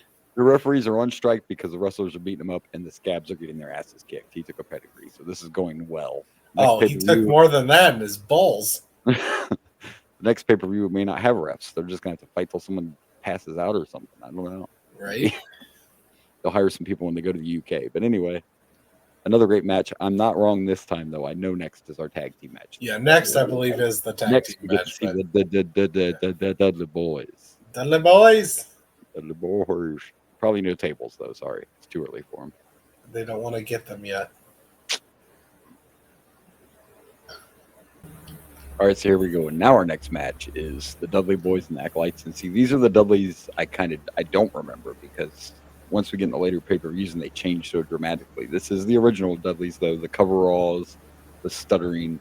And the interesting thing is at this time, even though the wrestlers didn't know this, but Vince at this time starts helping Paul Heyman keep ECW alive financially. So it's kind of a scratch back thing, right? I'm keeping your business floating. Hey, how about those Dudley Boys? Those guys look pretty good. I'd like to bring them on over. He's slowly starting to absorb ECW, and it's only 99. ECW goes out right after WCW does, so it's not going to last much longer. But yeah, this ship started out great. It was hard hitting right away.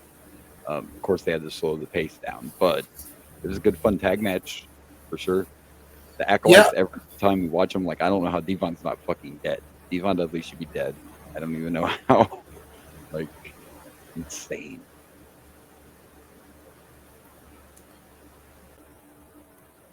Yeah, but every time they're out here, the Acolytes are just like murdering motherfuckers. You know what I mean? If we actually watched an Acolyte match, or is it all just, them whipping people's asses?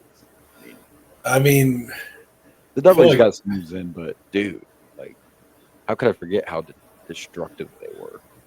So, a couple things from this match. First off, there was a point where Devon, I think, was on the top rope, and Farouk grabs his leg, and I swear it was like when a game glitches and it takes a second for the actual connection where he falls. Like, it was. It's a glitch in the Matrix. It was like what you're talking about. It was like, it's like, man, that was kind of a delayed reaction. Yeah. And talking about reactions, the Dudleys didn't get the reaction we're used to now, but not everybody watched ECW. Not everybody knew who the fuck the Dudley Boys were. True. And they obviously had to just come because it's the first time we've seen them. They may have been on TV, but it's the first time we've seen them here. So, right. I also want to point out, I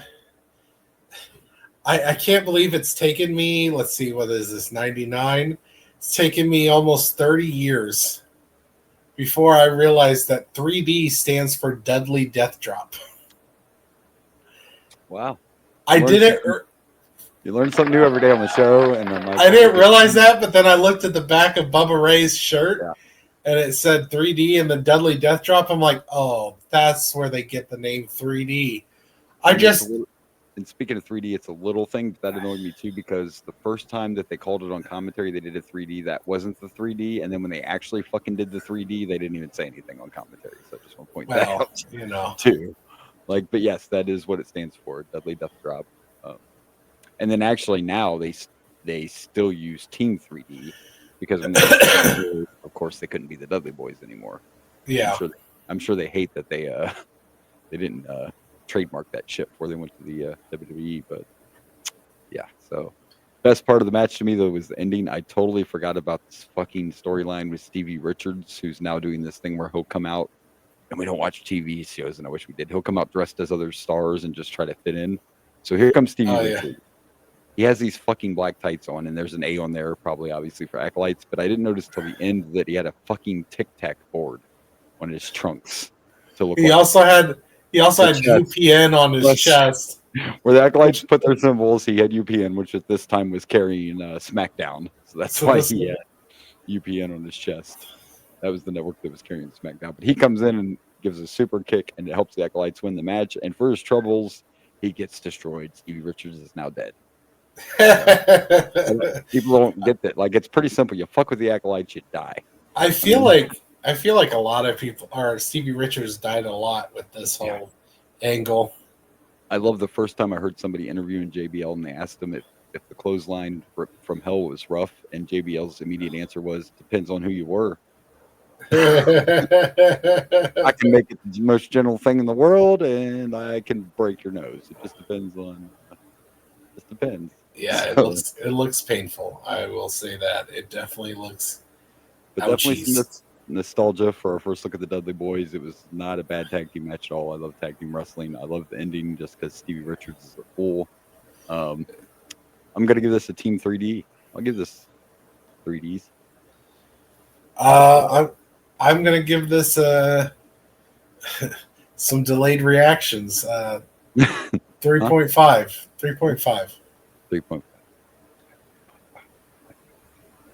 All right. As you can see, my number that I gave you was because it was a delayed reaction. Yes. I get it. All right. Well, actually, now I'm not wrong this time. I know what's next. We've got a sneak peek. We saw Miss Luna's ass. That's what's on my screen right now. If you're curious at home, it's paused on Luna Vachon's ass. I didn't mean to do that. That's just where it is. So we're going to be right back because I actually remember this match well, and it's not a match. We'll be right back. Just don't get popcorn because we'll be right back. Well, damn, I want popcorn. You're gonna have to wait. You're not gonna want to do it this time. Let's check it out. And ladies and gentlemen, reason 4,566. I love wrestling. Right here, okay. Like I knew it was a quick match, right back, but it's Ivory and Luna for the hardcore title. We didn't even make it to the ring. They were following Luna. She was coming out, and Ivory came out of nowhere. And there was so much. Here we go again with these hardcore matches. When Luna threw that TV at Ivory, that was a real fucking TV. Kids, this was back when they weren't flat screens. This isn't. She threw a fucking telephone at her. Like, yeah, it was great. It was great. There was an assault with a package of paper towels, I'm pretty sure, or some napkins or something. Like, this is the shit we love right here. This hardcore stuff is great. What I didn't like was, why is this I'm not Tori Wilson involved in this again? She couldn't even do a backstage segment right. Like, she couldn't even hit the fucking mop handle right, and we're still involving her. I don't understand. Oh, I know. I do understand. I know who owns the company. Who likes that belly button ring. I know what's going on. Has nothing to do with wrestling skill. This is all about sex sells. But this was not a very long match. I mean, I'm not does. Wrong. It does sell. I'm not wrong. I know why Tori's still around. Especially back then. Doesn't matter. She can't wrestle. I mean, I know why she's there. I'm no dummy. I was born at night, just wasn't last night. Okay? It doesn't matter how well you can wrestle back then as long as you look pretty hot. Yeah. Yep. And if you're a guy, if you're really tall and big, it didn't matter either, right, Giant Gonzalez? If you're 8 foot, you're a wrestler. We don't care. I mean, if you're 8 foot, yeah. I mean, so this was fun. It wasn't very long, but I'm still going to rank this. I don't consider it a squash match. It was a hardcore match, so it just didn't last long.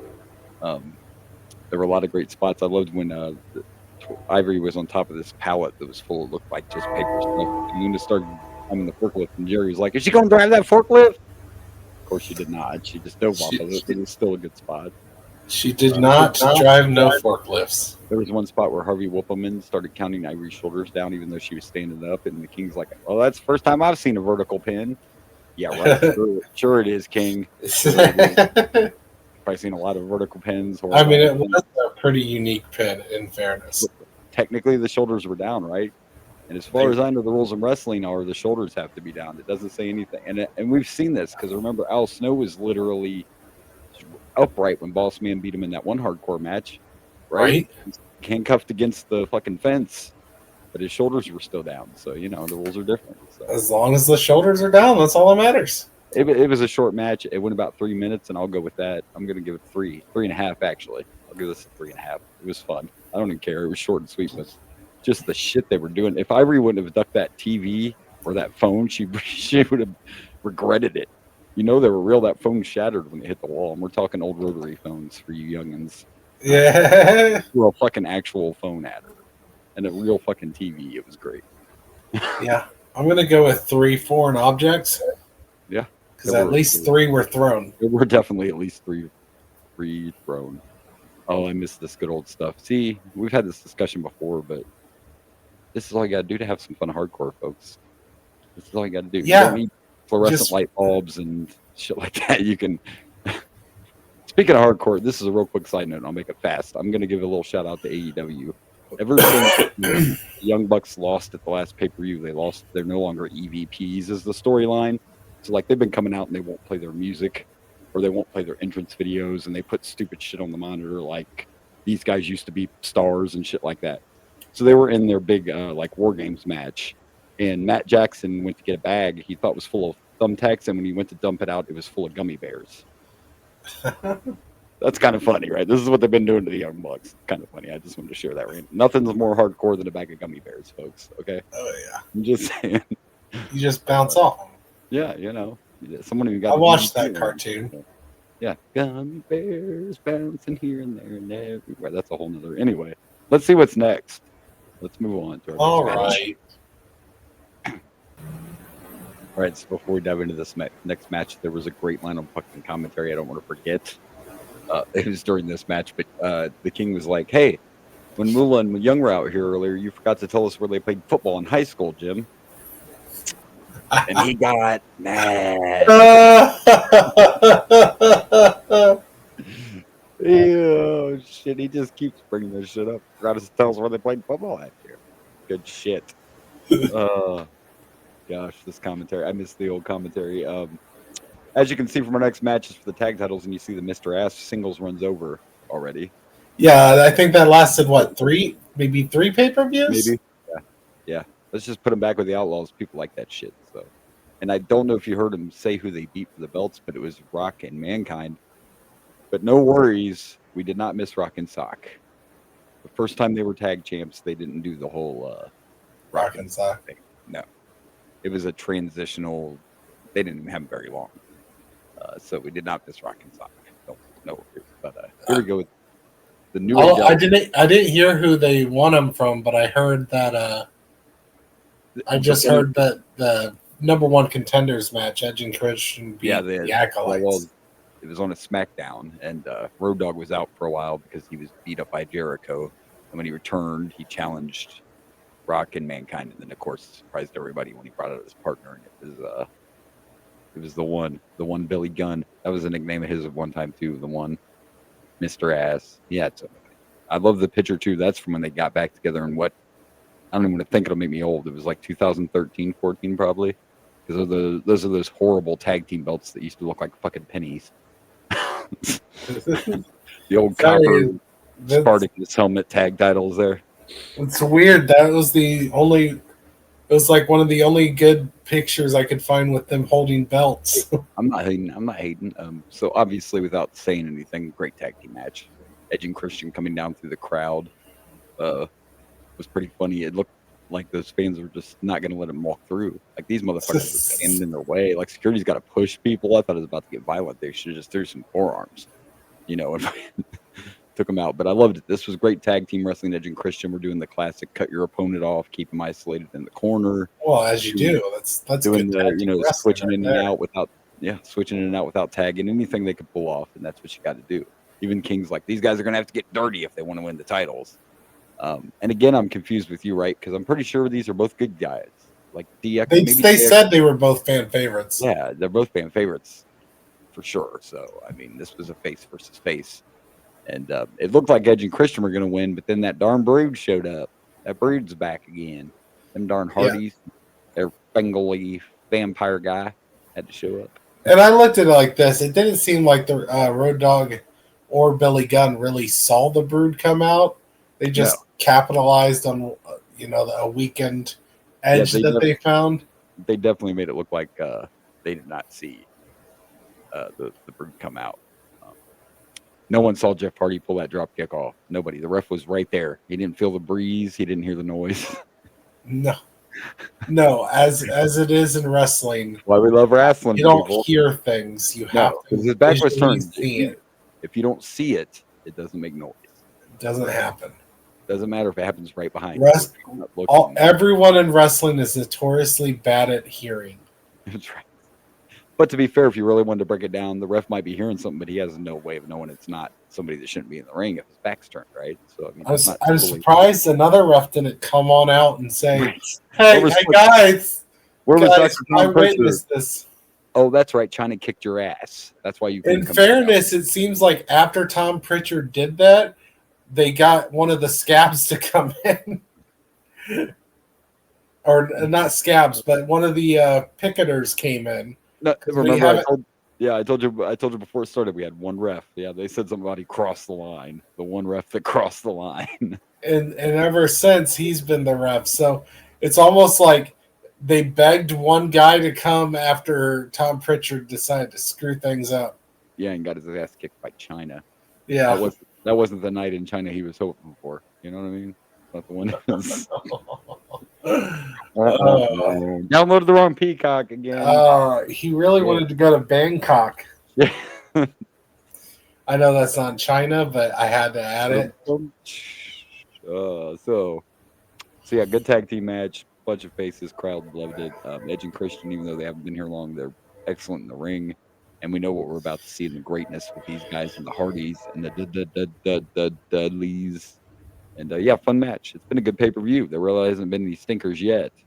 You know, Dudley's Edge and Christian New Age Outlaws right there was, golden age of tag team wrestling. Well, I was actually sitting here during this match thinking, man, I miss when tag team, because like this was our second tag match. The first one wasn't even for titles. It was just a good tag team match. I do miss tag team wrestling. Acolytes are pretty good, damn good too. So, and I've said it before, but I still give the tag team edge to AEW. I think they focus on tag team wrestling more than WWE, but everything can't be perfect. That's fair. Part of it's Vince's fault, right? Because for a while, tag teams weren't being used, so a lot of these young kids grew up like, fuck, I'm not going to be in a tag team, because if I'm in a tag team, I'm going to be on fucking Saturday night's main event, which is a good thing now, but it wasn't back in the day. Not there for a minute, but in fairness, AEW might have the edge with tag team wrestling. WWE has the edge with women's wrestling. Oh, AEW other than Tony Storm, it's the only thing WWE's missed. Tony, but yes, you're right. Tony I do Storm. agree with that. And by the way, but in fairness, I don't think they'd let Tony Storm do what she's doing. No way. From the promos she cuts and shit, WWE would not. No. Like when she told me Mercedes both sets of her lips tasted good. She probably couldn't do maybe that in the 90s. Yeah.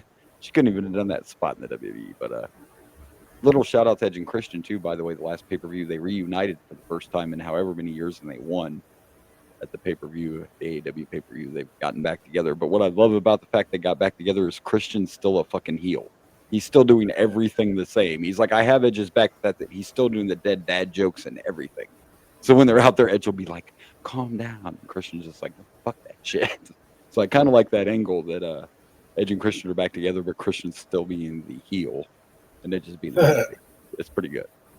So anyway, we need to rank this. I'm talking AEW, but it was just big news to have. And their next pay-per-view is in Canada, and Edge and Christian are facing FTR the next pay-per-view. So that's going to be some good stuff. But as far as this one goes, it was fun. It was entertaining. It was great wrestling. And obviously, we're going to see the Brood and the Hardys, the Brood and Edge and Christian again at some point. But I'm going to go ahead and stick with the theme. I'm going to give this a 3 as well. I'm going to give this 3 Outlaws. There's only 2 that would, You know what I'd like to see? What's that? And I'm going to go with 3. And what I would like to see at the next pay-per-view, a triple threat tag team match between Edge and Christian, New Age Outlaws, and the Brood. Because if the New Age Outlaws are faces and they realize they won with help, they might have some issues with the Brood as well. Maybe. I know that our triple threat tag match. Our next pay-per-view is a UK one, and who knows what's on it, because I don't think I ever watched it, because that's one of those. What is the Resurrection? Yeah. Oh. They've talked about it a couple times on this pay-per-view. They keep saying it's next Saturday, our UK exclusive pay-per-view, Resurrection. So that's our next, Oh, so this is like a week away. Wow, a week apart. away from the next. But remember, this is still that time where we didn't get to see those pay-per-views. It's one of those exclusive Oh yeah, deals. So that's why it's so close together, because it wasn't available here. which is why you didn't get to see it. But thanks to the magic of the cock, Oh, we get to watch it. the cock. The cock blesses all over us. Yeah, you know. Gosh, we're turning into a whole other show. Did you rank this yet? We got to move on. Cut that. I said 3. I said Okay, 3. so did I. How did that lead to the cock blessing us? I don't know what's going on right now. Yeah, okay. Because it led us to the cock because you were talking about next week. Next pay-per-view is a UK exclusive pay-per-view, and we now get to see because of the blessings of the cock. Side note, it would never happen because TNA works with WWE right now, but it would be amazing when the Dudleys face the Hardys if Edge and Christian were also in that match one last time. It'd be great if that could be a 3-way, but it ain't getting a 3-way. But it'll never happen because these guys are still in AEW, and that's not going to happen. You know what's funny? I think I disturbed my daughter a little bit. Okay. I texted her and I was like, Raina, guess what's on the cock now? And she's like, this is a question I never thought I'd hear from my father. What's on the cock? I'm like, yeah, Terrifier 3. And she was real excited because we want to see Terrifier 3 together. By the way, that's happened to me before too because of the podcast. I tend to always call it the cock, and that can get you in uncomfortable situations, you know? I was like, I'm talking about the peacock. That's what the nickname is. She's like, I know, but it's still weird to hear you, my father. When you're working, you just look at a coworker and say, hey, you ever watch the cock? It's kind of, question doesn't always go over so well. I know. I love freaking people out. I was like, the cock. What? You don't want? Doesn't everybody call it the cock? I would have to go back and maybe 1 or 2 episodes. We might have used the full name, but we've been calling it the cock for a long. We've been calling it forever. As long as I can remember, we've been calling it the cock. Just one of our because we have juvenile humor. Yes, exactly. We're fucking little kids. Yes, it's called Peacock, and we're like the cock. The cock. And how many times have we made jokes about One Night in China? Yeah, we're just kidding. It's fine. We're just. Hey, you know what? It fits for this generation of wrestling, though. So that's right. Well, let's go to what next. It's what some people call the best match ever. I feel like you're lying. Wait till you hear the story that happens in between. Wait till you hear the story around this. All right, let's check it out. You hear that? Bark. The way the arena sounded when this fucking match took place. Just like that. What are we doing? I'm not gonna lie. At first, I was like, a steel cage. Inside a cage. Inside a Hell in a Cell. Okay, that's kind of... It's an interesting concept. With some Rottweilers that want to fight each other. The Rottweilers is kind of a weird add-on. And I think that the most important reason... It wasn't a great match anyway, but the crowd wasn't into it at all. And I think the reason is probably because of the build-up to this match, because Big Boss Man kidnapped Pepe, cooked him, and fed him to Al Snow. Pepper. Yes, he cooked Pepper and fed Pepper to Al Snow. That's the story. That's what led to this. I know, they talked about that. Yeah. What are we doing? Like, I know it's wrestling, but come on. Let's leave the dogs out of it. See, here's the weird thing about having the dogs there. They didn't let them loose, which by all means, safety of the performers, it's probably a bad idea to leave a bunch of Rottweilers loose inside a cage.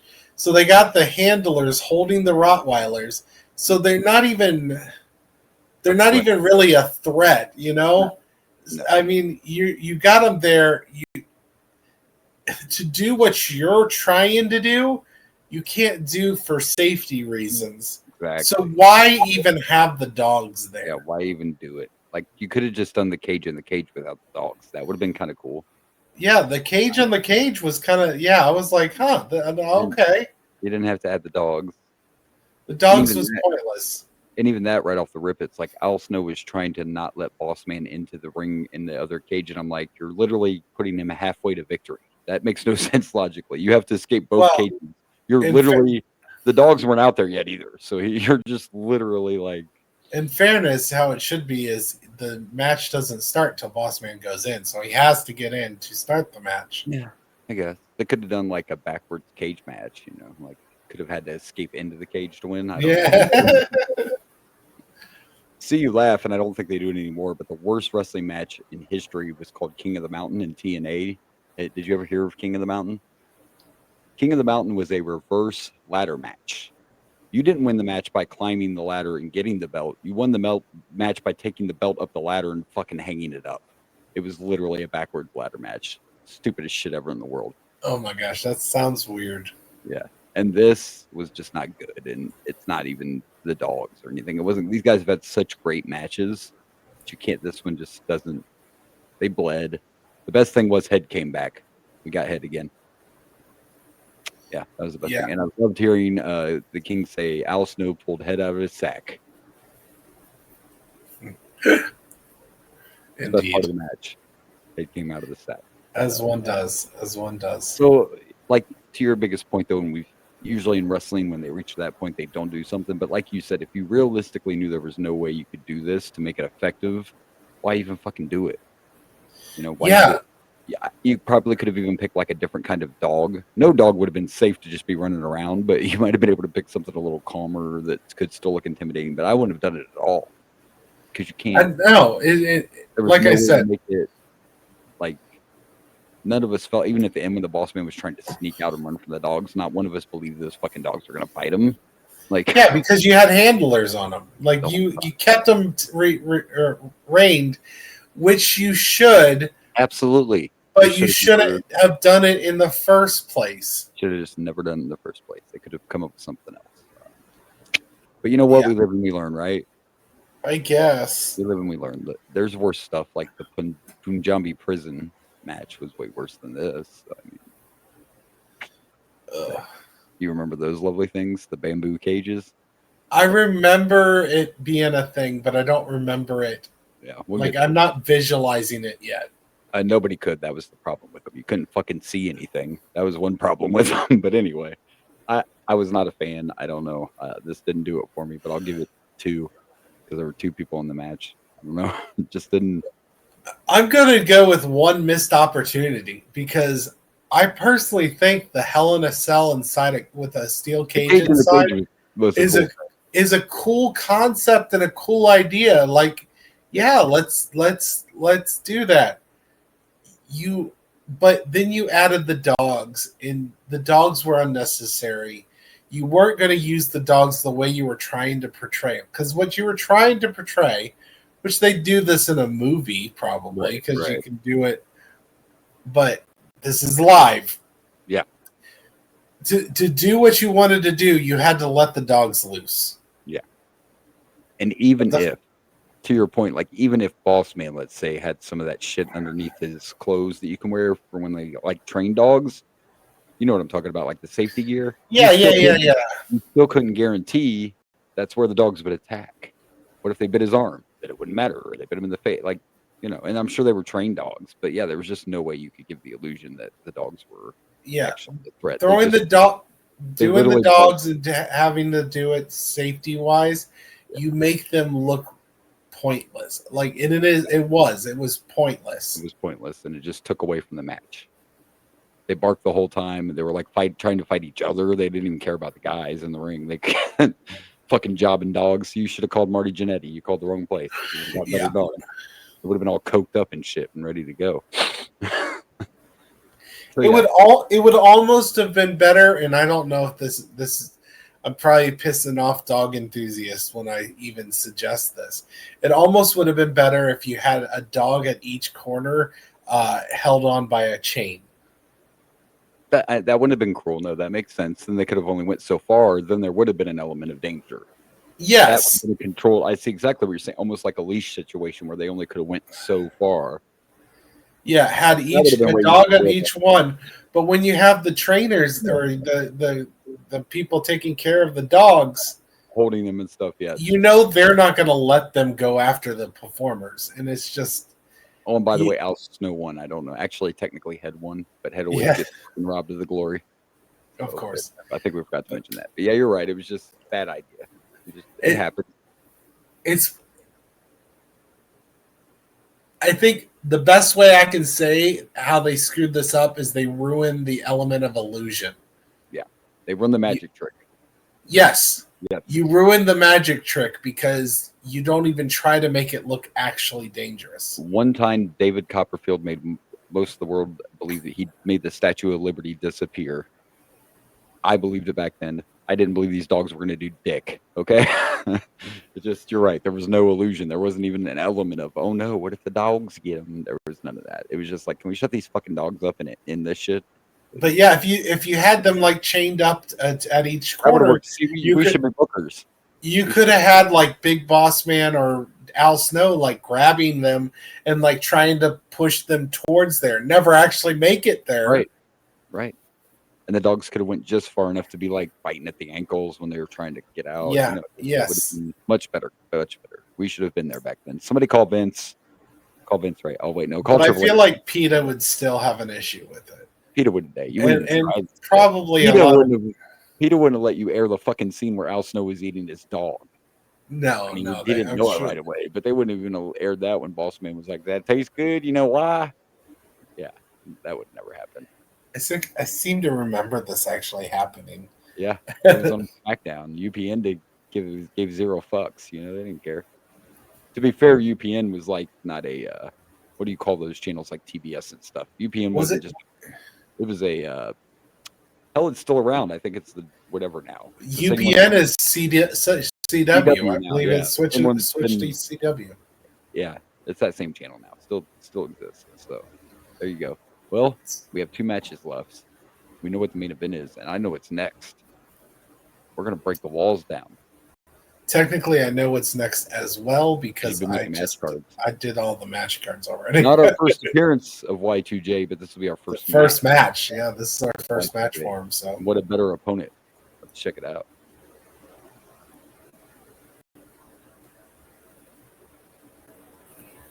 All right, so here we go, and this was interesting. I think this was snake bit from the beginning because, first of all, you had to follow that fucking dog kennel, and Jericho comes out. The fucking cage isn't even down yet. This would never happen in WWE today. They're literally still tearing the cage down and trying to ship first. Like, besides that, the first complaint I had, they clearly did not have Jericho's entrance properly. Like he does the thing where he puts his arms outstretched, but normally, like what I remember it would be pitch black, and then it would start. The lights would come out, and he'd already be in that stance. That's later, Jericho. You're years ahead. He doesn't do that yet. I don't know about years ahead. Oh yeah, you're going to the light out thing. He does the backwards thing for years, but he doesn't do that lights out thing. I think until he starts wearing that jacket, and that's in the 2000s. Maybe I don't know. But at first, he didn't do the lights out. Not at very first. Well, the thing that was weird for me is that you literally watch him walk out and then do the pose. I remember just as soon as they show him on the screen, he's doing the pose. He usually does, but he probably like go out there and do it in the ring because we're not good enough to get the fucking cage down before we start another match. Yeah, they just So it was. Who the hell's this Hughes guy? What the hell? Like I don't remember him at all. I don't think he was in WWE very long because he ends up in WCW and he actually wrestles quite a bit there. But I don't think he's here very long. And why put him with Jerry? I read something. They were saying that they were kind of trying to recreate something they did in WCW where he had a bodyguard. Oh yeah, but it was nothing like. Oh my gosh, yeah. You don't remember Rufus? Rufus. You got to realize I didn't watch a lot of WCW. I watched NWO sometimes, and I would flip back and forth between Raw and WCW. But WWF has always been my jam. There legit came this point before Jericho left where he was trying to get a match with Goldberg. Goldberg actually really legit did not want to work with him, but Jericho on TV was trying to get this match with Goldberg, so he ended up getting his own personal security. And it was this guy named Rufus who was overweight, bald, and would wear a shirt that was too small, so that way his belly was low. So it was good. We'll get to that eventually. But what we were trying to figure out, we Googled it. You can read articles about it. There were botches in this match, obviously, which I saw. But I think between this dog kennel shit, everybody still doesn't know Jericho because, like you just knew, you didn't watch WCW. They're still not quite totally sold on Jericho. They expected to see him in Shamrock. And apparently, I read one story where there's this time period, there's some fans that really didn't like the spot. I don't know why. Yeah, I just was reading a thing saying that this will be like the last time X-Pac is cheered for a long time here. Yeah, so, but there was a point in this match, actually pretty much the whole match, the crowd wasn't even fucking watching the match. No, they were all looking at something, and we were Googling it, trying to figure it out. Every article says the same thing. The audience cared more about whatever was going on in this match. One person suggested it was probably some drunk people fighting. Another person said something about how there was a sign that said "Y2 Gay" out in the audience, and they said it, they think somebody took their sign, and maybe that's part of what it was. They were which might have something, but it which might have started the fight too. But yeah, it is a lot of like. It was weird because even before I started seeing it, I was hearing cheers and boos where nothing really was going on in the match where that made sense. You know what I mean? Yeah. And I think part of it, and Jericho's talked about it too, like you brought him in on a Monday Night Raw and let him interrupt The Rock. Like that's literally how you debuted the guy. And then the first time we see him, he's just on a SummerSlam talking shit to the Road Dogg. And then the first time he gets a pay-per-view match, he's in there with X-Pac. Like, he brought him in like he was some huge deal. And then, because I read part of the problem they think was the booking at this time. That's why people weren't really getting into Jericho. Another thing I read was they have a huge change for Jericho after Vince Russo leaves. I guess this is Vince Russo's last pay-per-view booking. Vince Russo's still here. The man says he saved it. Yeah, they said he goes to WCW I think after this pay-per-view, and they said they repackaged Jericho and he becomes a huge baby face after this. After Vince Russo leaves. So, and there were a few missed moves, but to be fair on that one, Jericho has been wrestling a lot. But I never knew this until wrestlers started changing and blah blah blah. Not every place has the same size ring. Like WWF had different size rings. The mats were different. The way the ring was built was different. So I can see that causing some botches, but nobody cared, and it made it hard for me to get into this match because all I could think of was, what the fuck's the audience watching? Like, I couldn't even get into it. It got to the point where Jericho is doing like a hold, like a sleeper hold on X-Pac just to wait for the audience to calm down. Yeah, and could you see X-Pac's lips moving? Like, I don't know exactly what he was saying, but he was saying something to the effect of, what the fuck is happening? Yeah. When he was in that sleeper, he's like, what the fuck? What is going on? I know. It's like nobody is giving a shit about us. Yeah, I feel bad for him. I don't even know how to rank I can't believe I can't find anything on it. Like I can't either. Like, I read everything, and nobody knows the exact. Even guys that like write wrestling reviews for a living all say the same general. Like, nobody's for sure. Somebody that was there would have to tell you. We need to. Who is it? Unforgiven 99. We need to find. Yeah. You. We need to find you. We'll give you a free appearance on the Boomer and Blaze show. Won't cost you I would gladly let someone join if they can tell us why the fans were. What they were focused on, because I just let's be honest, I usually know this kind of shit and don't have. I usually know these kind of weird facts, but I don't know what was going on, and I don't even know how to rank the match because it was hard to even pay attention to it. And I don't know. Did you hear JR talk about how they were cheering because the Panthers won a playoff game? It was September. There is no damn playoff game in September. They were just trying to cover it up. I also read in the article they think some people in the crowd got mad because of like that one spot. Curtis Hughes clearly cheated right in front of Bruce or in front of Tom, and he didn't do anything. Like, he didn't DQ him. He didn't eject him. Tom Pritchard. Pritchard's calls and also Bruce, your brother's fucking everything up in this pay-per-view. Okay, just so you know. I don't even know what to. This was so weird and. It made the match hard. I'm just going to go with 3. What the fuck just happened?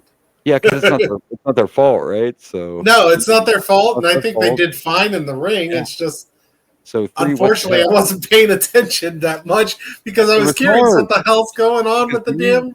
It was for those of you not watching. We suggest everybody watches with us, but it's like one of those things when like either a wrestler is starting to come through the crowd or like a fucking fight breaks out or something. Like everybody, not just a few people. The whole crowd the camera was shooting was looking the opposite direction. Not giving like first it's audible noticeable, and then you just start seeing the crowd. They're not even looking at the nobody.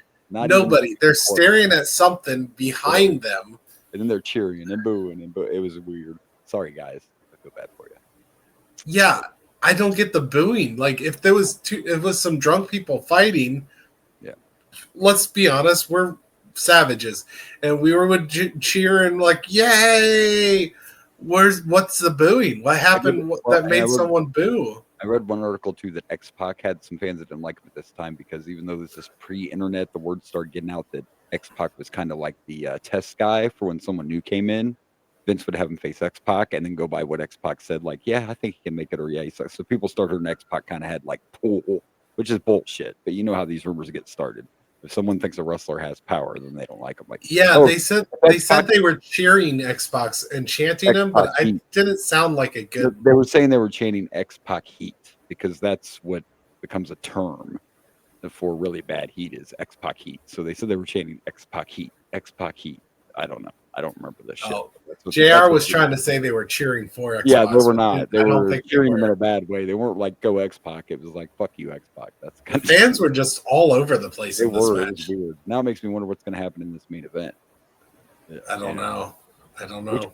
Which we'll discuss when we get to it. But I don't know if you heard like. So it is only 2 people in the ring at one time, and then the only way to get in is by tagging.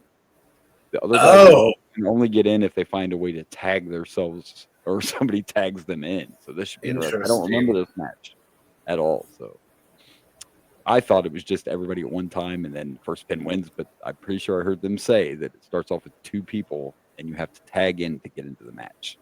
So we'll find out here in a sec. Yep, let's do it. Let's watch the main event. All right, here we go. Main event time. And of course, we got a package showing us how we got to this 6-pack challenge. And an interesting side fact, I looked it up. There's 10 6-pack matches on record that have taken place. But this was the only one that was ever done this way in this tag-in style format. The other ones were every man for himself till someone gets a pin. Oh, okay. But they have done it 10 times. The last one was 2018. So it's been a minute since they've had one. But in this particular 6-pack, 2 men started, and then the other guys could either, tag themselves in or get tagged in. And at first, I was like, "Who would do that?" Yeah, but some of these were. I swear I didn't even see a damn tag. It's just like there was one time Big Show just jumped in and it stopped a pin, and then he stayed in, it was vice versa. Yeah, like it was they really, for him, the whole tagging thing was very relaxed. Yeah, and it broke down early on, and then it broke down later. But you're right, it was relaxed. There was one spot where I forget who went to tag Mankind, but he literally pulled away, and the tag didn't happen, but they made him go in the ring anyway. like to your point. Oh, you got to come in. You were tagged. He didn't touch me. He looked at you at a certain way. Right. That means you got to come on in. But logically, from a wrestling perspective, since this is an ODQ match, it would make sense to tag out, let someone else work on somebody, and you can always break the pin up. But then you have to find a way to get yourself back into the match. But like you said, there were a couple points where the ref didn't know who the fuck was legal anyway, because it just kept broken down. Stone Cold was our special enforcer, and he just stayed on commentary for the first part. Yeah, at first I was like, "What the hell is a special enforcer? Just a commentary? What the fuck?" And then after he special enforced those referees like crazy. Yeah, so we get to this point where all the refs come in from the picket line. They decided to bring the strike inside. And I thought this was great. I don't remember this, but seeing all those refs beat up the one referee that crossed the picket line. You crossed the picket line. He pulled the motherfucker out of the ring when he went to count a pin and started whooping his ass. I don't think I've ever seen referees beating up a referee. I know, right? And then Stone Cold just beat the shit out of all of them. And mind you, there was a point where all these guys were fighting outside of the ring, and JR said something to Stone Cold like, "You just gonna let him do this?" And Austin's like, "Hell yeah, I'm just here to make sure we got a champ. They can beat the shit out of each other." I feel like they just made it where they had this referee in there for this storyline.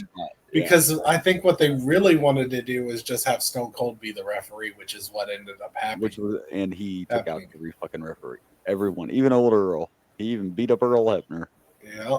Bye-bye, Earl. Bye-bye. Isn't that a Dixie Chick song, I think? Bye-bye. Anyway. They're called the Chicks now. This was fun. Just the Chicks. This was fun as can be. I love that they were playing the Rock and Sock story. So we do have Rock and Sock, but I was telling you not to worry because they're going to win the titles again at some point. That first title reign was short because this is all that.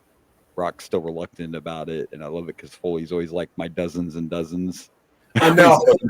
His promo before the match, yeah.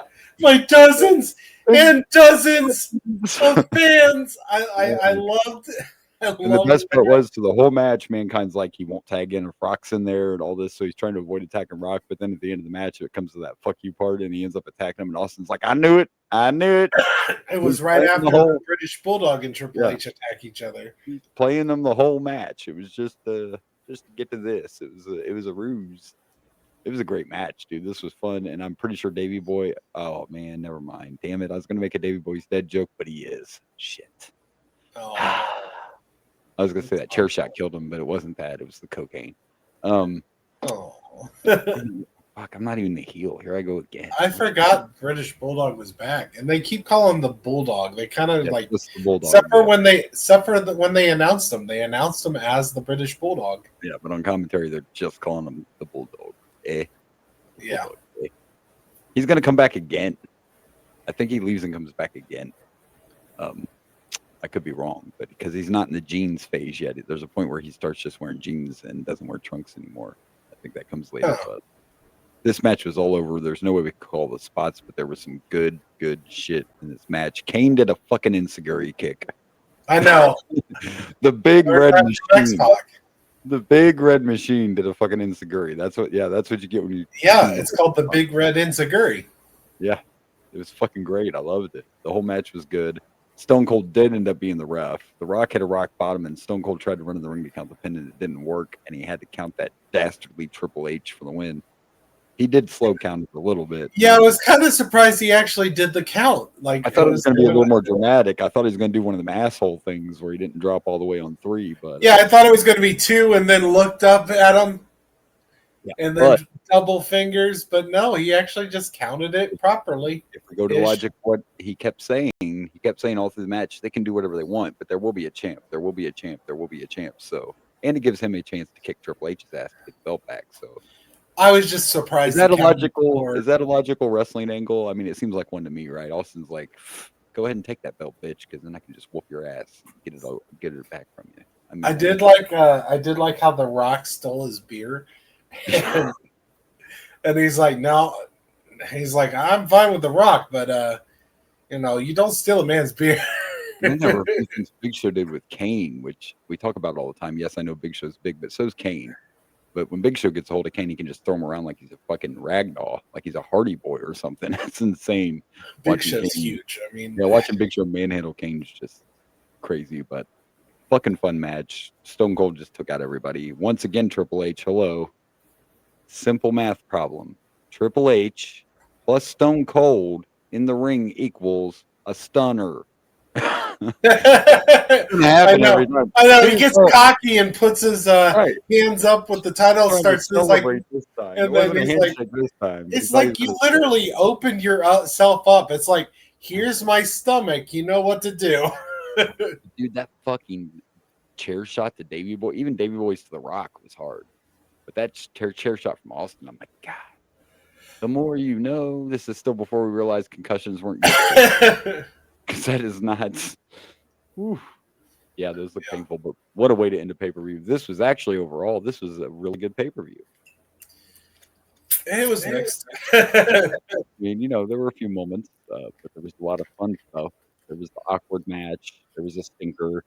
There was a short match that was still fun. So it's going to be interesting when we go to pick these matches, which is next. But at the end, by the way, if you're watching along, and I know you saw it, I used to have that jersey that Stone Cold was wearing in this pay-per-view. I wish I still had that. Oh, yeah. I still have one of those. I also had a vest back in the day. But as a football fan, I kind of wanted that jersey. I had a vest. I had that jersey. I remember I had a camouflage Stone Cold shirt, and I'm not even a camo person, but because it was Stone Cold, I bought that shit. Yeah. So yeah, that was a good old You're days. just a sucker for the top dog in the. Do you have a bunch of John Cena shit? No, I don't. We've had that talk actually. I only have those amazing figures. Those invisible figures are pretty much the limit of my John Cena collection. So. I'm just noticing the trend. Your favorite wrestler is Hulk Hogan, and then Stone Cold. And Oh, really? Your favorite wrestler is what? Triple H? I mean, come on. He's a Hulk Hogan type too. The top guy's always the top guy. Except for my guy was like more of a heel most of the time. It was, but I actually thought about that too during the match when I was watching Stone Cold drink his beers. I'm like, he's Hulk Hogan too. It's just his celebrating's way. I know. Oh yeah, I was gonna mention that. I was like, Stone Cold's gonna pose. Actually, I thought Stone Cold's gonna stone pose. Yeah, wasn't actually in the match. Didn't win the title, but still got to do all the celebrating. And his was just cooler. Instead of doing this, he's drinking beer. But Oh yeah, I know. I like Stone Cold. So absolutely. All right. Well, we made it through the pay-per-view. We got to pick some matches. We do, don't we? We do. We do.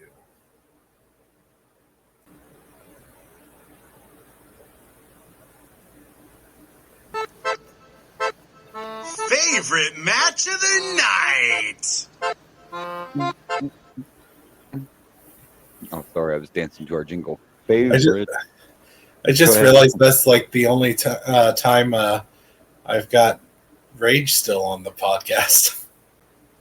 Yeah. Memories.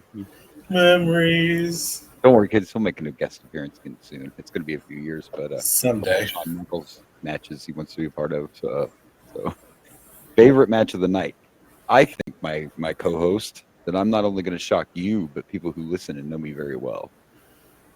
I'm not taking the easy way out. I could easily say the main event was my favorite match of the night, but it honestly wasn't. And I didn't think I would ever say these fucking words, but my favorite match of the night was Jeff Jarrett versus China. And it kills me to even fucking say that, but it was a great match. It was fun, and there's no better heat than beating Grandma up in the middle of the fucking ring. And yeah, believe it or not, my favorite match of the night was JFFJRRE Jeff Jarrett versus China.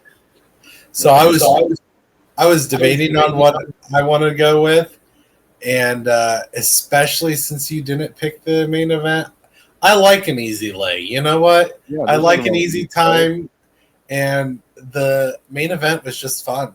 Can I just be curious of what else you were considering?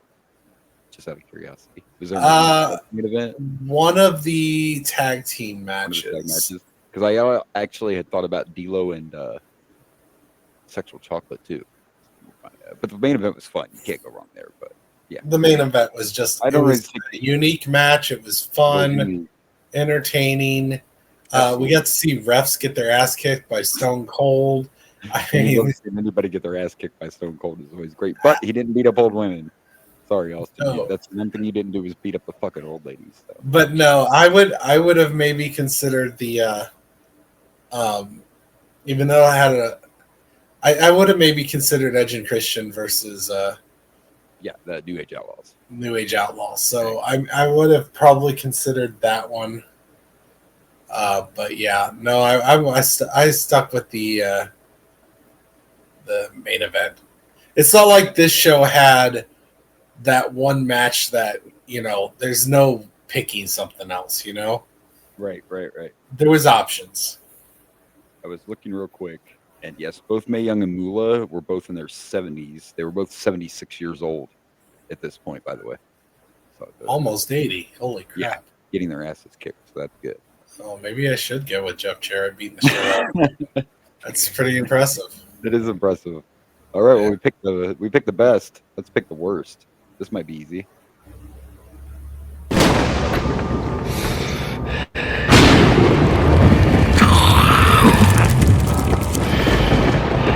Worst match of the night.